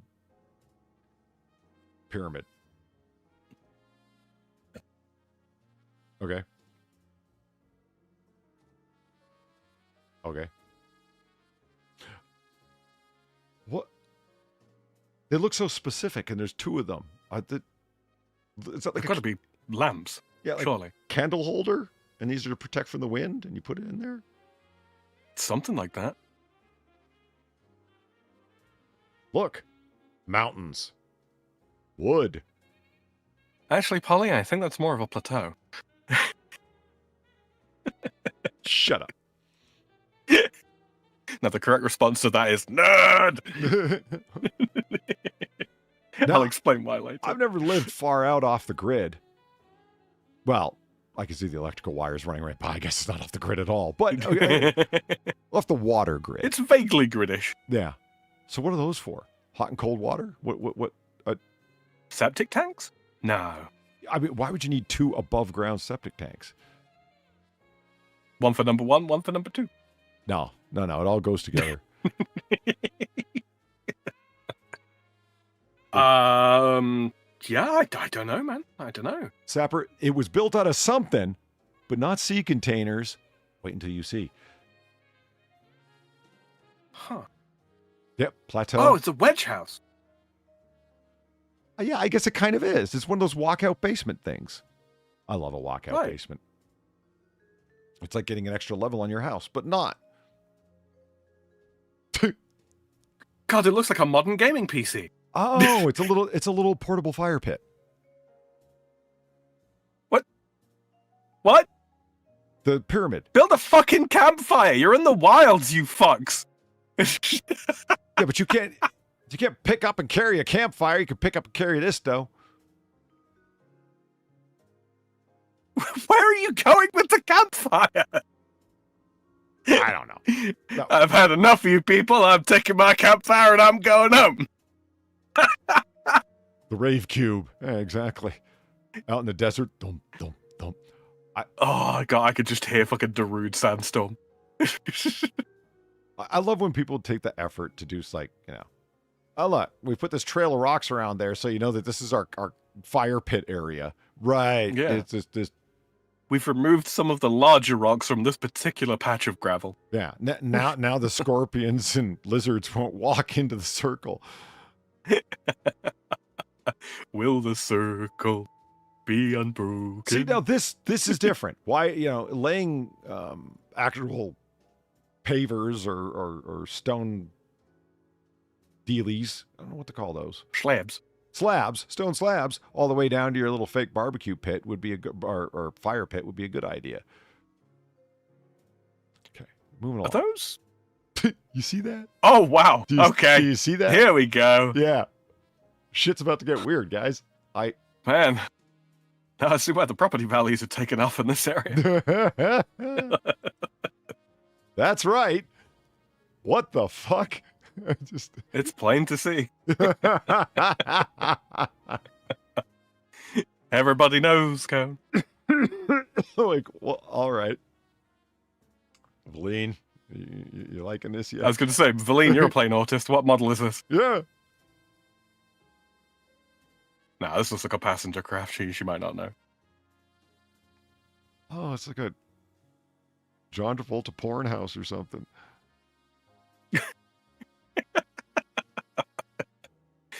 I wonder if that nose cone comes off. I choose to believe it does. I just don't understand why they don't have the tires touching the ground.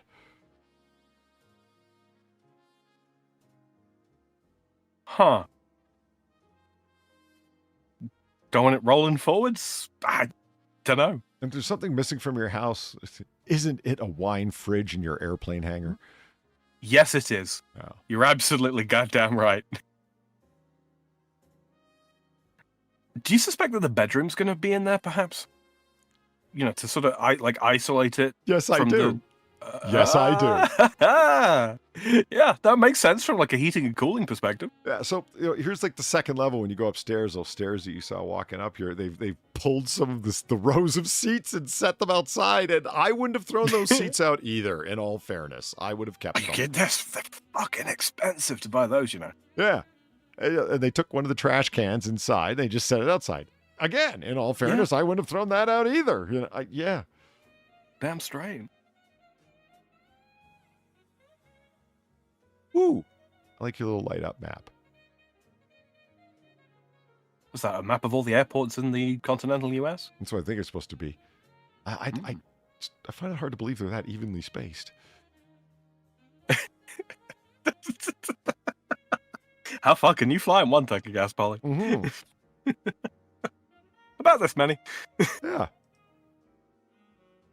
Okay, so here we go. We're getting... It's such a... Fuck. What? If only we got that much leg room on fucking Delta, right? I know! I mean, Sam, for real, you know? Like,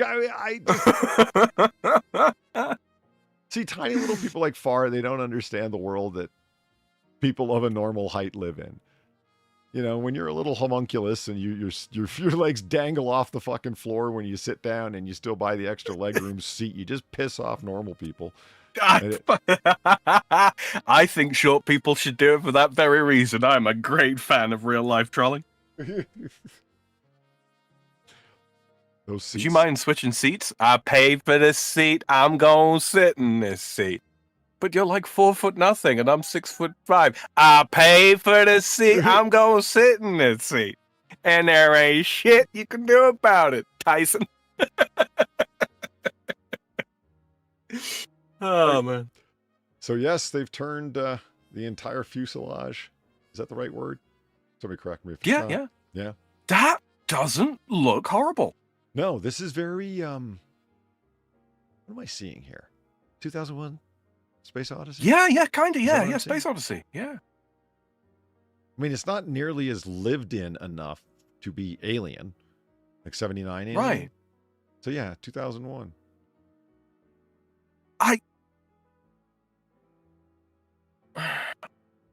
The only problem with it is it's the ways in and out of the bedchamber, if you will, are very, very large, and that would fuck with my soldier sense. But apart from that, Yeah, I I can't could help sleep but here. wonder if the better idea wasn't to bury this thing, because lots of people think about that, and I'm one of them. It's like, what can you bury and create a subterranean establishment that wouldn't cost you a lot of money? Yeah, People they always have do gone with- shipping containers, don't they? Yeah, shipping containers, a bus.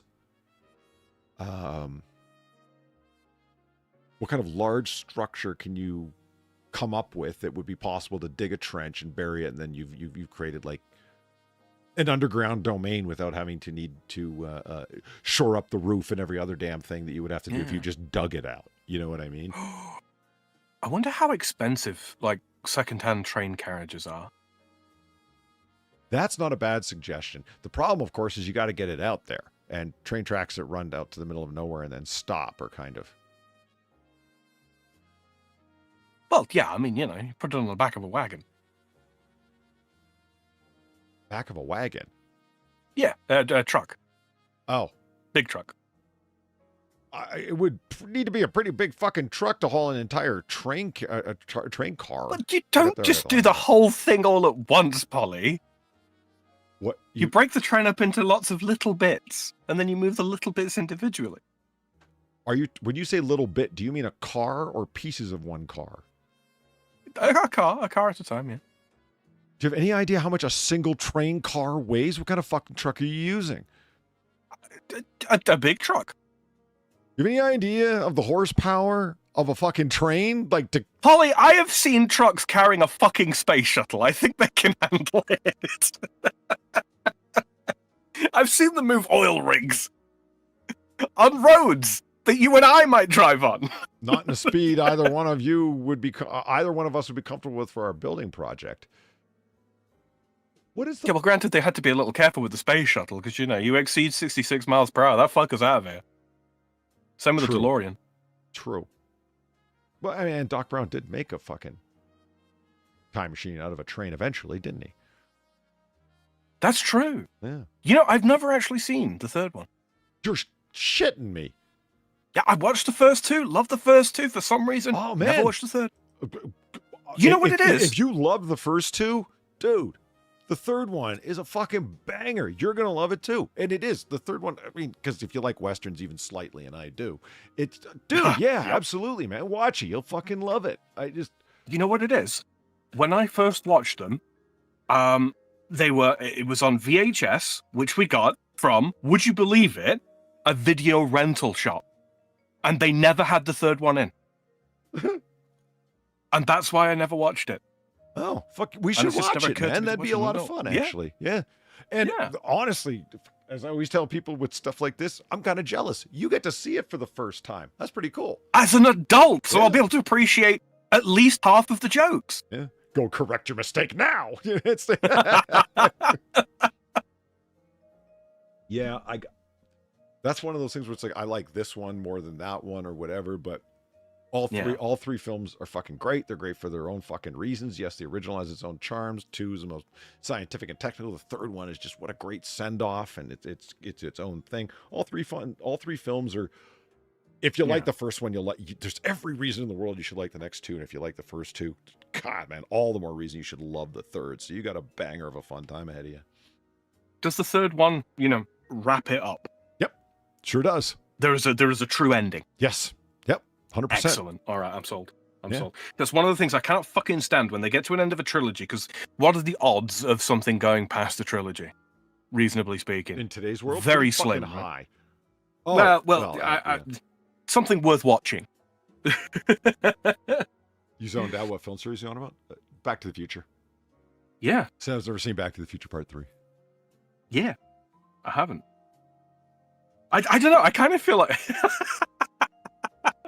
it really has been one of those. Like the few times where I've had the opportunity to, because when it comes to watching movies like with people or what have you, I've always been pretty big on the physical media side of it. Like if it's worth watching, it's worth owning, right? Yeah. And there was a few times I I've get that actually- idea within reason, depending on what you mean, but go on. Yeah. Yeah. You know, obviously it's not practical to have literally, like, I don't know, every DVD of One Piece. Yeah. Just not, it's just not As I practical. understand how long One Piece has been running, yeah, I guess that makes sense. Precisely. Owning the box set of fucking, like, the Dragon Ball saga, including Super, you need a bookshelf longer than most people's attention spans, you know? Right. But no. So every time I've had the opportunity to watch the third one, I haven't had the time, if that makes sense. It does. And every time I've had the time, it just... I've had to do so much else. I've got so much to do. You see this poly covering, this clear plastic running down the whole side? This is what I need on the sides of my bed, too. It would be beneficial for you. Mm-hmm. It would. What's the idea here? Just so you don't rack your hand on the pipes on the wall? I don't even... I would have guessed so. All right.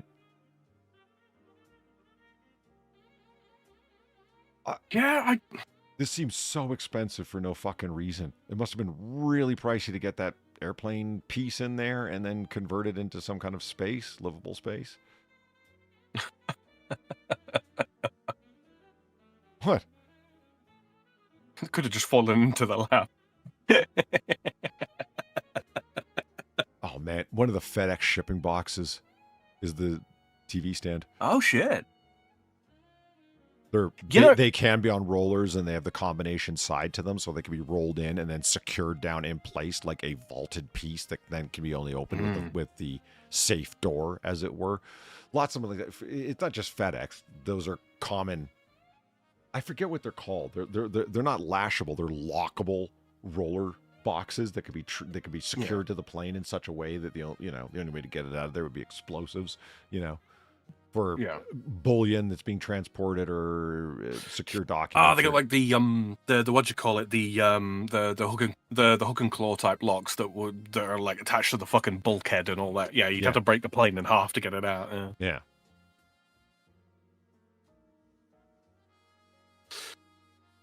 You know, the America seats. West Express. Okay.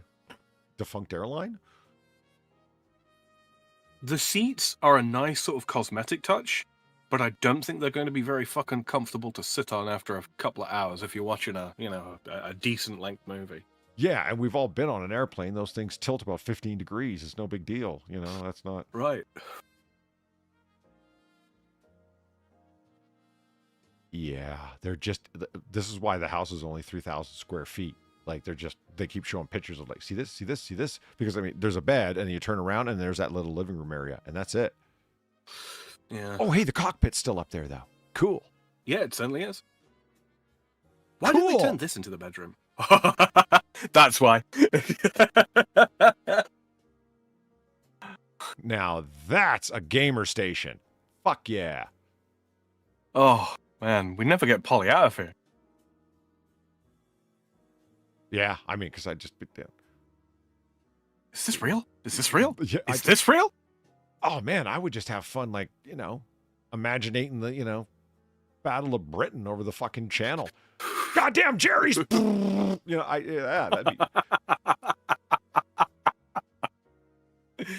Oh, man. There were no freight liners in the Battle of Britain, Polly. There were in my history!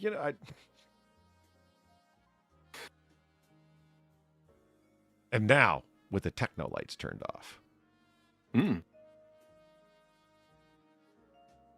So this is an old FedEx airplane, I'm guessing. This seems so business oriented. What was this place? Because I mean, it's like they've got like the Keurig machine and then the microwave. This totally looks like an office setup, not any place anyone lives. Especially with the wine fridge and shit. Like it. There's got to be some fucking former pilot's home, hasn't it? It must be. Out in the fucking middle of nowhere, away from everybody. Is it a hunting safari getaway for FedEx executives? Something like that. I choose to believe that nose cone is threaded on there. What is it you want to be under there, Sam? You seem pretty insistent on I this. don't know. That's the thing. Snacks. Snacks. Okay.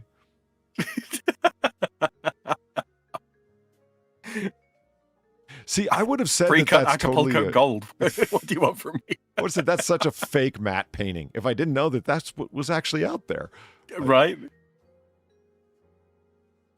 Oh, here we go. We got a plane. Oh, this is kind of a letdown. Yeah, I just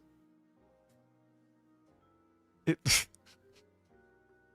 look like seasoning dispensers. I did.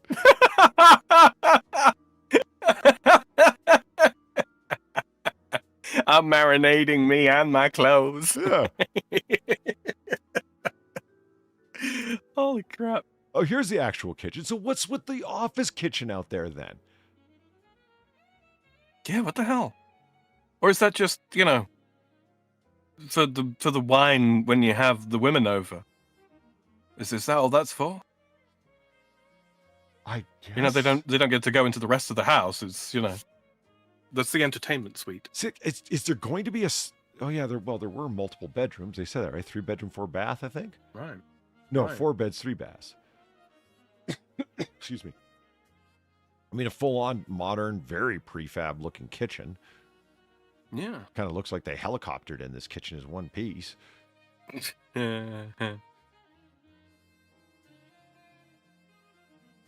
of planes again. Are you? Whoa. Those are the stackable high chairs. That's a good question. Airbnb? I hope not. Airbnb.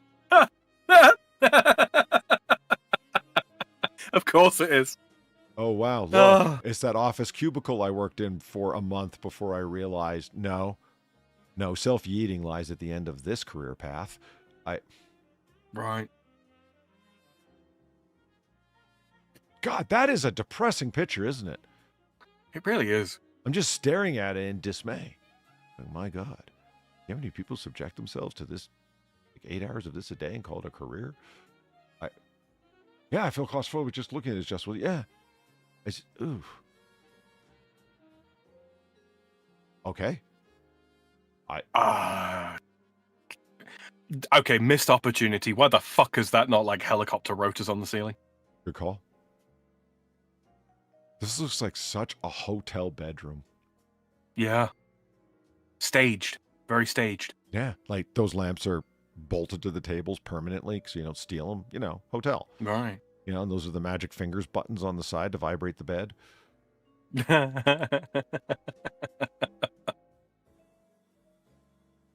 Oh, What yeah. is with these shallow dish toilets? What's shallow dish? Yeah, like the bowl of that toilet is so shallow. Oh, yeah.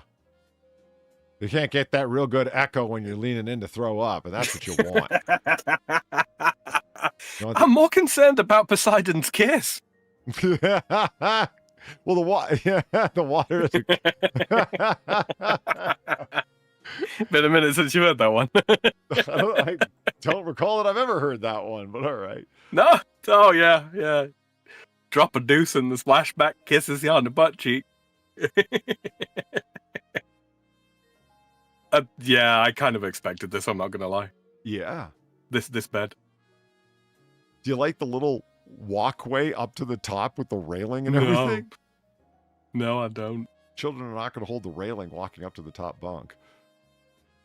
No, they're going to bounce on the bottom bunk to get to the top one, obviously. Sure. And to have the bottom bunk stretch out this far from the top bunk, you're just begging people to jump off the top one, bounce off of that, and land on the seat. Like, I mean, yeah, absolutely. Absolutely. Thought no girl in the room until the boy said, "You're begging me to do it." Like, you know what? Look at the mesh locker to the left hand side there. You just about see it on the edge. Yeah. That's a head cracker, is what that one is. It's strange how they don't want to show it. Like, what's in there? Towels. That they really want to secure? Yeah. All right. Looks like a police evidence locker. It looks like looks like those fucking containers outside of gas stations for, you know, Yep. drop off your old propane tank and pick up a new full one, you know. Oh, dude, you want to talk about superfluous robotics, right? Okay. Like all of the gas stations in this region of the country now, they don't have a guy out there in a little like booth, little cubicle, keeping an eye on it, making sure people aren't nicking like gas canisters. No. It's all roboticized now. They swipe your fucking card and punch some buttons like a giant fuck off vending machine. Really? Which I suppose it is. It's so lame. They don't have a guy out there anymore. They got RoboCop, and if you steal a gas canister, freeze, punk. Yeah, Remote detonates the canister. Yeah. So now we're out with the scorpions and the lizards again, and our portable fire pit. Right. Ooh, a little walkie bridge. Where is it going? Where has it been? Was there not much ever of a a path river there, here, is it? or is this just like The wishful thinking, man. That shit be dry, yo. Oh, there's a person here. Who are you? I mean, they didn't need to get a model to sit, like a person to sit there. I knew what the bench was for. I understand how it works. Joanne, sit in the bench. Why? People need to know what it's for. I think they know. Well, you know, the average American attention span has depreciated in somewhat recent years.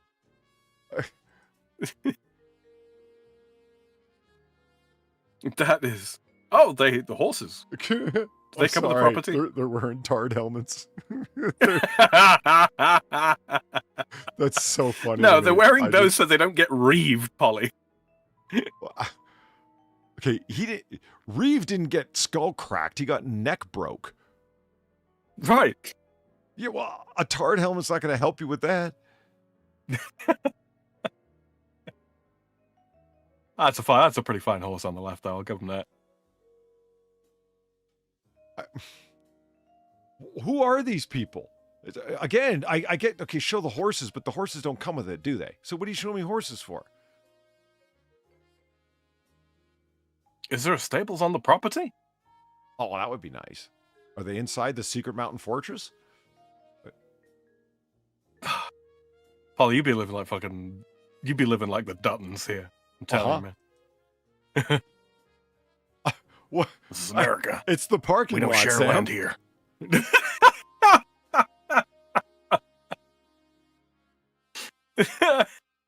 Fuck. You know what? I would love to come up to Tarred Sharon and Albert. I think his name is Albert. He just shared his land with anyone. It's America. Texas at that. We don't share land here. Get off my land, Sharon. Indistinct commie babble. Yeah. Put a little rock salt in.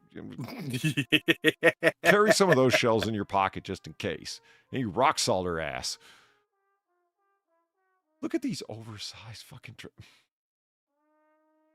And Albert brought out his special custom-made cowboy boots just for this occasion. Texans, am I right? Laughing Horse Vacation Rental Retreat. Yeah.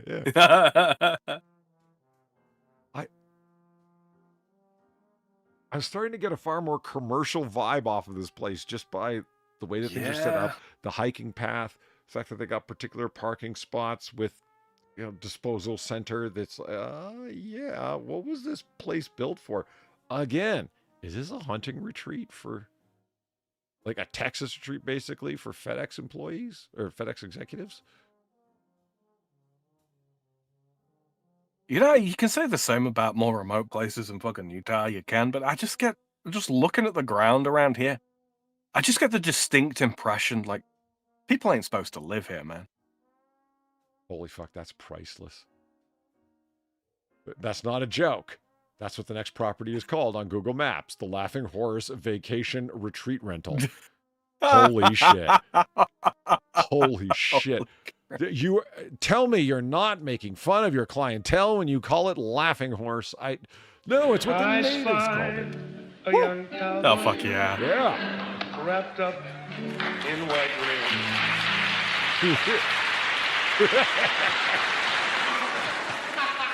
Shucks, I wouldn't put it on unless I was good at it. Damn straight, Sammy. Yes. Oh, Bo. Oh, wait. I clicked the shop of the photos. My fault.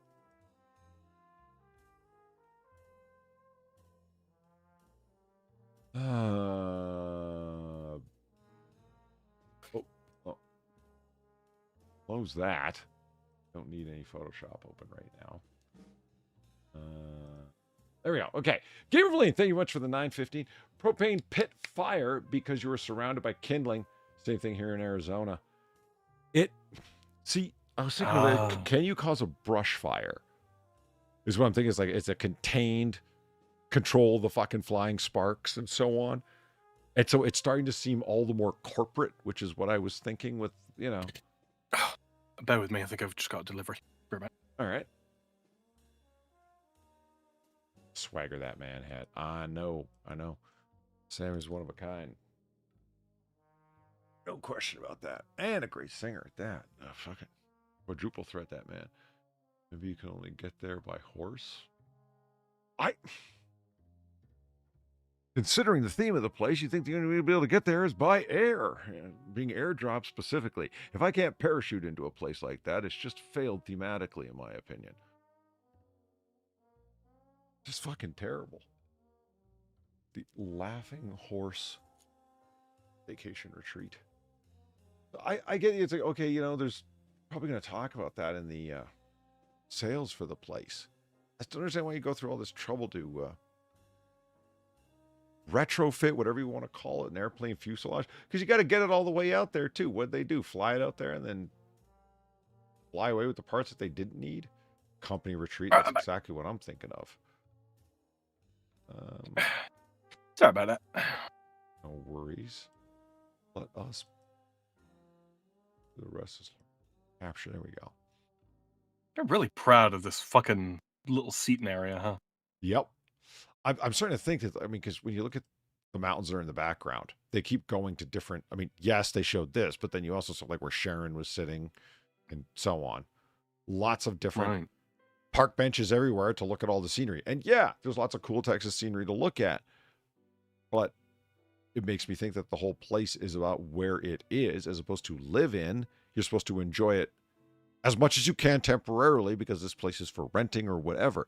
Would somebody create an Airbnb on 80 fucking acres? That doesn't make much sense. Or maybe it does. I haven't understand the Airbnb market. I don't know.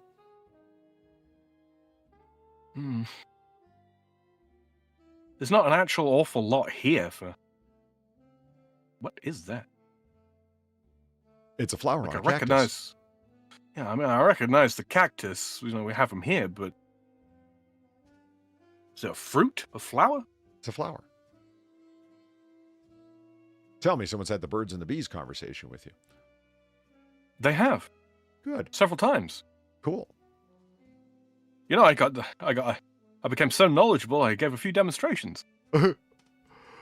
I think they just came by. It's like, ooh, look, colorful. We'll show everyone that it's not just scorpions and death out here. Right. Something that isn't brown on the ground. Wow. These flowers pop out all year long. They totally don't, but you won't know that until you've already signed your check. Yep. Repetitious photos. I'm just so... that's a weird cactus. Is cacti. Cactoad. Yeah, it's known as the stringy long stretcher. It's the long south. No, it's the South Texas long, Joshua. Yeah. Prickly pear. Is that what it is? It's a prickly pear plant. Like the South Texas long stretcher. Cactopode. I like that. They're just showing property photos, man. Oh, whoa. I didn't expect color. I kind of shocked my eyes there for a Lone second. Star. Yeah. And yes, we saved. Wait. Are those yoga mats or something? Those are the reflective. You put them up in your car window. Oh, right.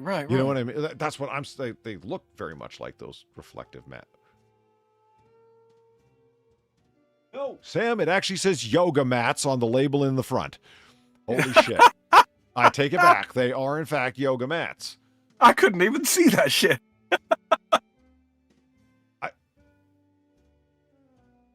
Gotta be a corporate retreat then, right? Yeah. I mean, it's sort of a... Oh, come on. Use that barbecue. Clearly you haven't. That's right. It's never been touched, has it? Well, there we go. yeah. Talk about burying the lead. Yes. They've even got a gate. Onto 80 fucking acres? You're so drunk you can't hit nothing. You're probably seeing double. I have 2 guns. 1 for each of you. Kimberly, thanks for the 550. The stick is chala, or choya. You said choya. The stick is choya. It's one of the flower. The one with the flower was a prickly pear. Nice.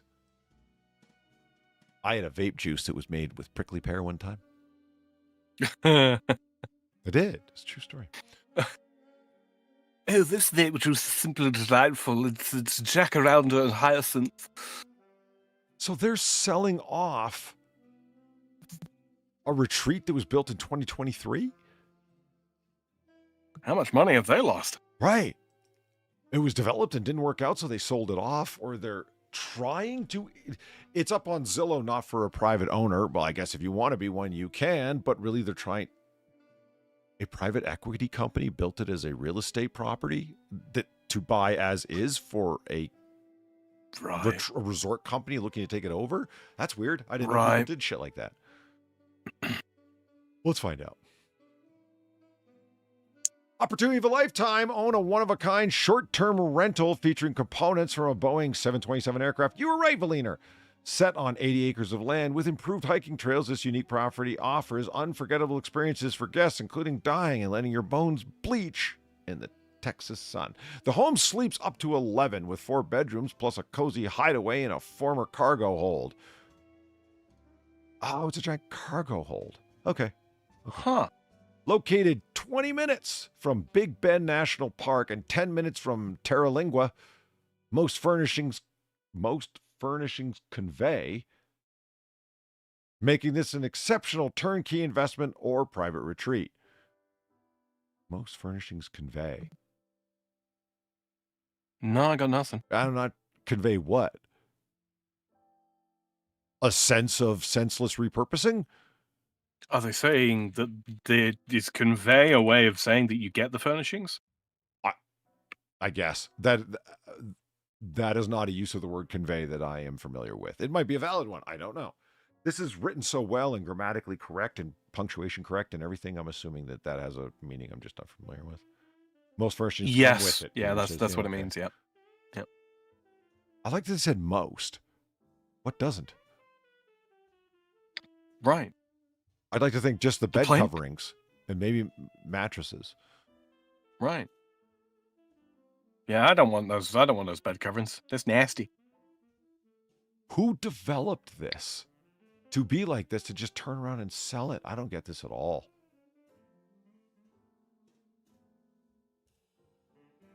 Yeah, it's a brain tickler, this one.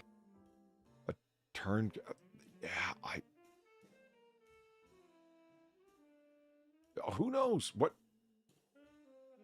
people come into a place and then develop it with the realistic expectation it's going to be bought up by an excursion service or whatever, or a corporate retreat joint. An eccentric billionaire. Yeah. I mean, that just seems so wildly risky. But maybe it's not at all, because I don't understand the really upscale retreat market. Yeah, tax avoidance. Yeah. Yeah, maybe It doesn't matter whether it sells quickly. You were just trying to get property off the books for a second to turn it into a, instead of on the books as just dead property, it was on your books as a property under development for turnover. And that was worth the tax savings realizations. You know, I don't know. Yeah, I mean, this is a question, right? I mean, like, 80 acres of land in this region of Texas. Are you going to be able to get $2 million for it? Probably not. The language just sleeps up to 11. You're absolutely right. Like, do you have any people you can pack in here? And more, because that nose cone's empty, you know. It threads off. Most people don't realize that. No, put the snacks in the nose. Put the snacks in the nose cone, or the bunny gets it.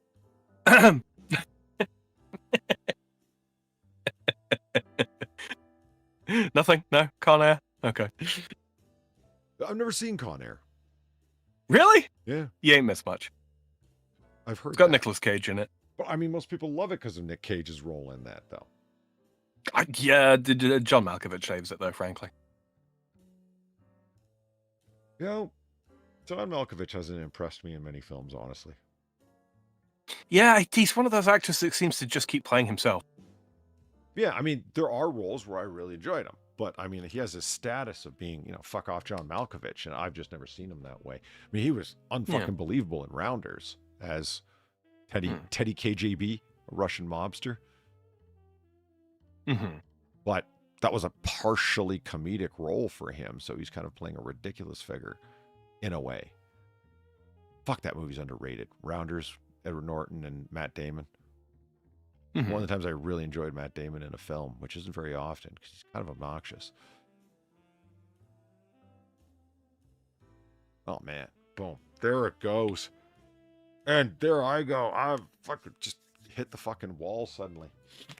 I hear you on that. Unexpectedly, fucking popped up out of nowhere. Lack of sugar. That's what it is. It's that monster. Blame the monster. Not monster. Rockstar. Well, yeah, no, I knew what you meant. It's a damn sugar-free watermelon. I mean, that's kind of weird. I'm sitting here drinking a fucking energy drink, and yeah, all of a sudden I hit the wall and feel drained. That's weird. That's when you know that you've got a really strong tolerance for caffeine and other stimulants. True that. Yeah. True that. Can't affect me.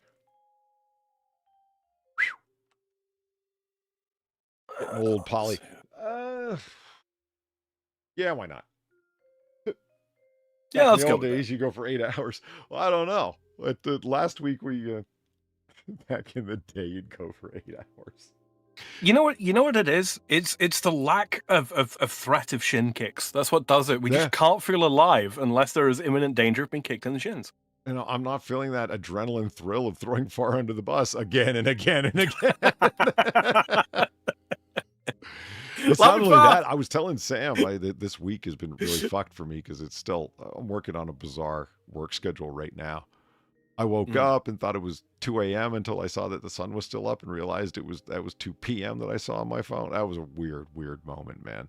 So I had to like readjust my clock. So to make my mental conception of what time it was by like 12 hours rapidly. It's like, oh shit, look, the sun's still up. I thought it was the middle of the night. Fuck. They're forcing him to labor under the auspices of the day moon chat. Yeah. Let's have F's in chat for that. I mean, I would have figured it out without even seeing the daylight within, I don't know, an hour or so when I started working on stuff. And I was like, wait a minute, when did I fall asleep? It can't possibly be, you know, but no, that was how I found out. AM, PM was realizing the sun was still up. Oh, before we do go, Polly, did you want to talk about the thing that we briefly discussed prior to? Maybe. Do you want to? Shall I DM it to you to specify what I'm talking about? Okay.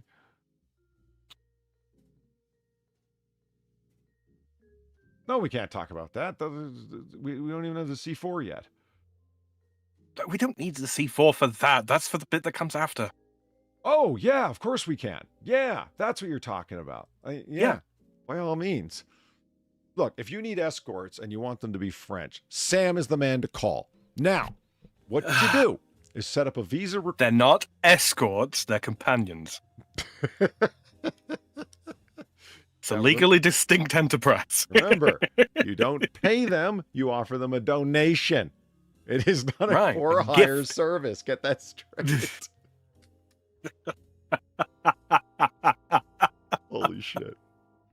No, we're talking about the Noir Bar Discord. We're going to be opening up soon, just in a couple of days. The Noir Bar Discord, it's where we are right now, doing voice capture from.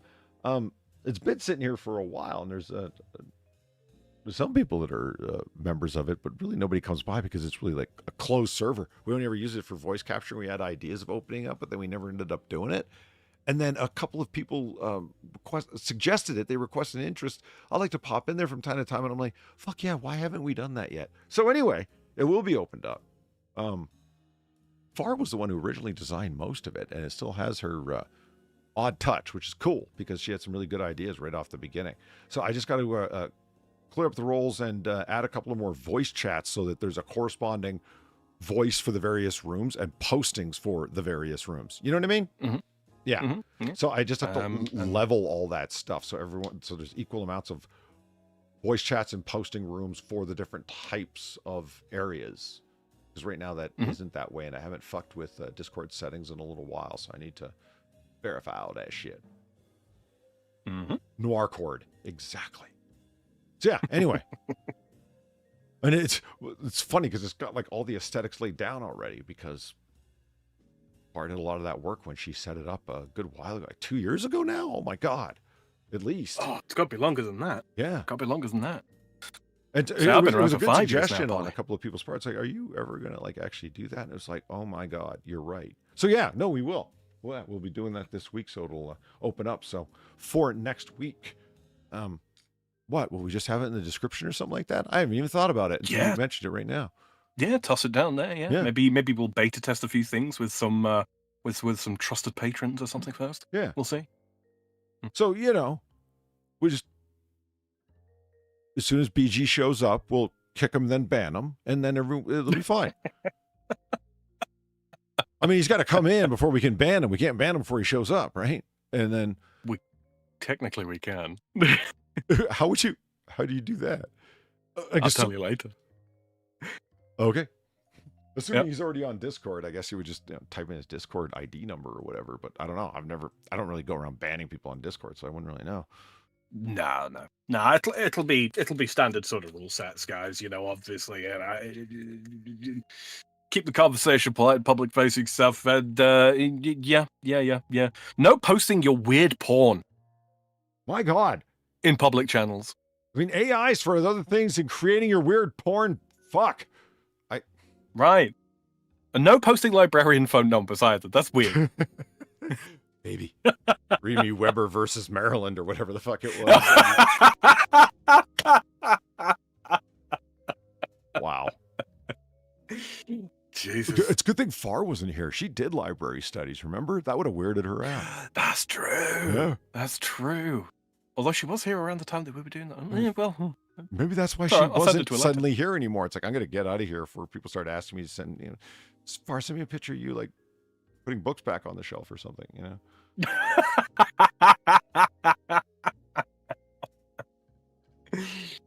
Yeah. So there you go. What was the other thing I wanted to do? Oh, already did that. Bring that up, and there it is. And that does bring us to the end of Last Call here at Noir Bar, live from the Chase District of Noir City. I'd like to thank everybody for coming out for our own little brand of 1940 booze-fueled banter.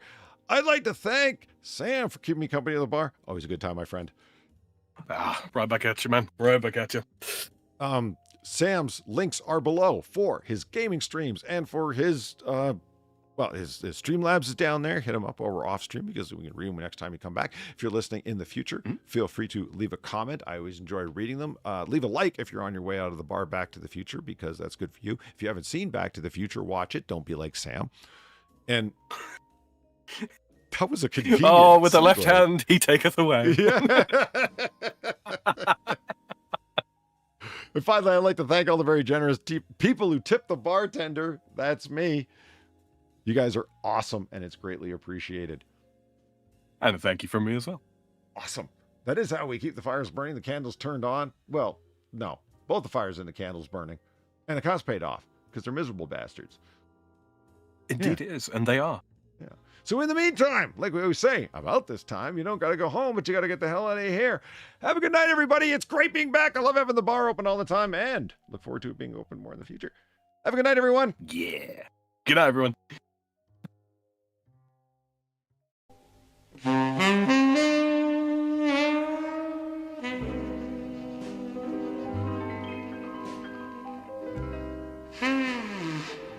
Mm-hmm.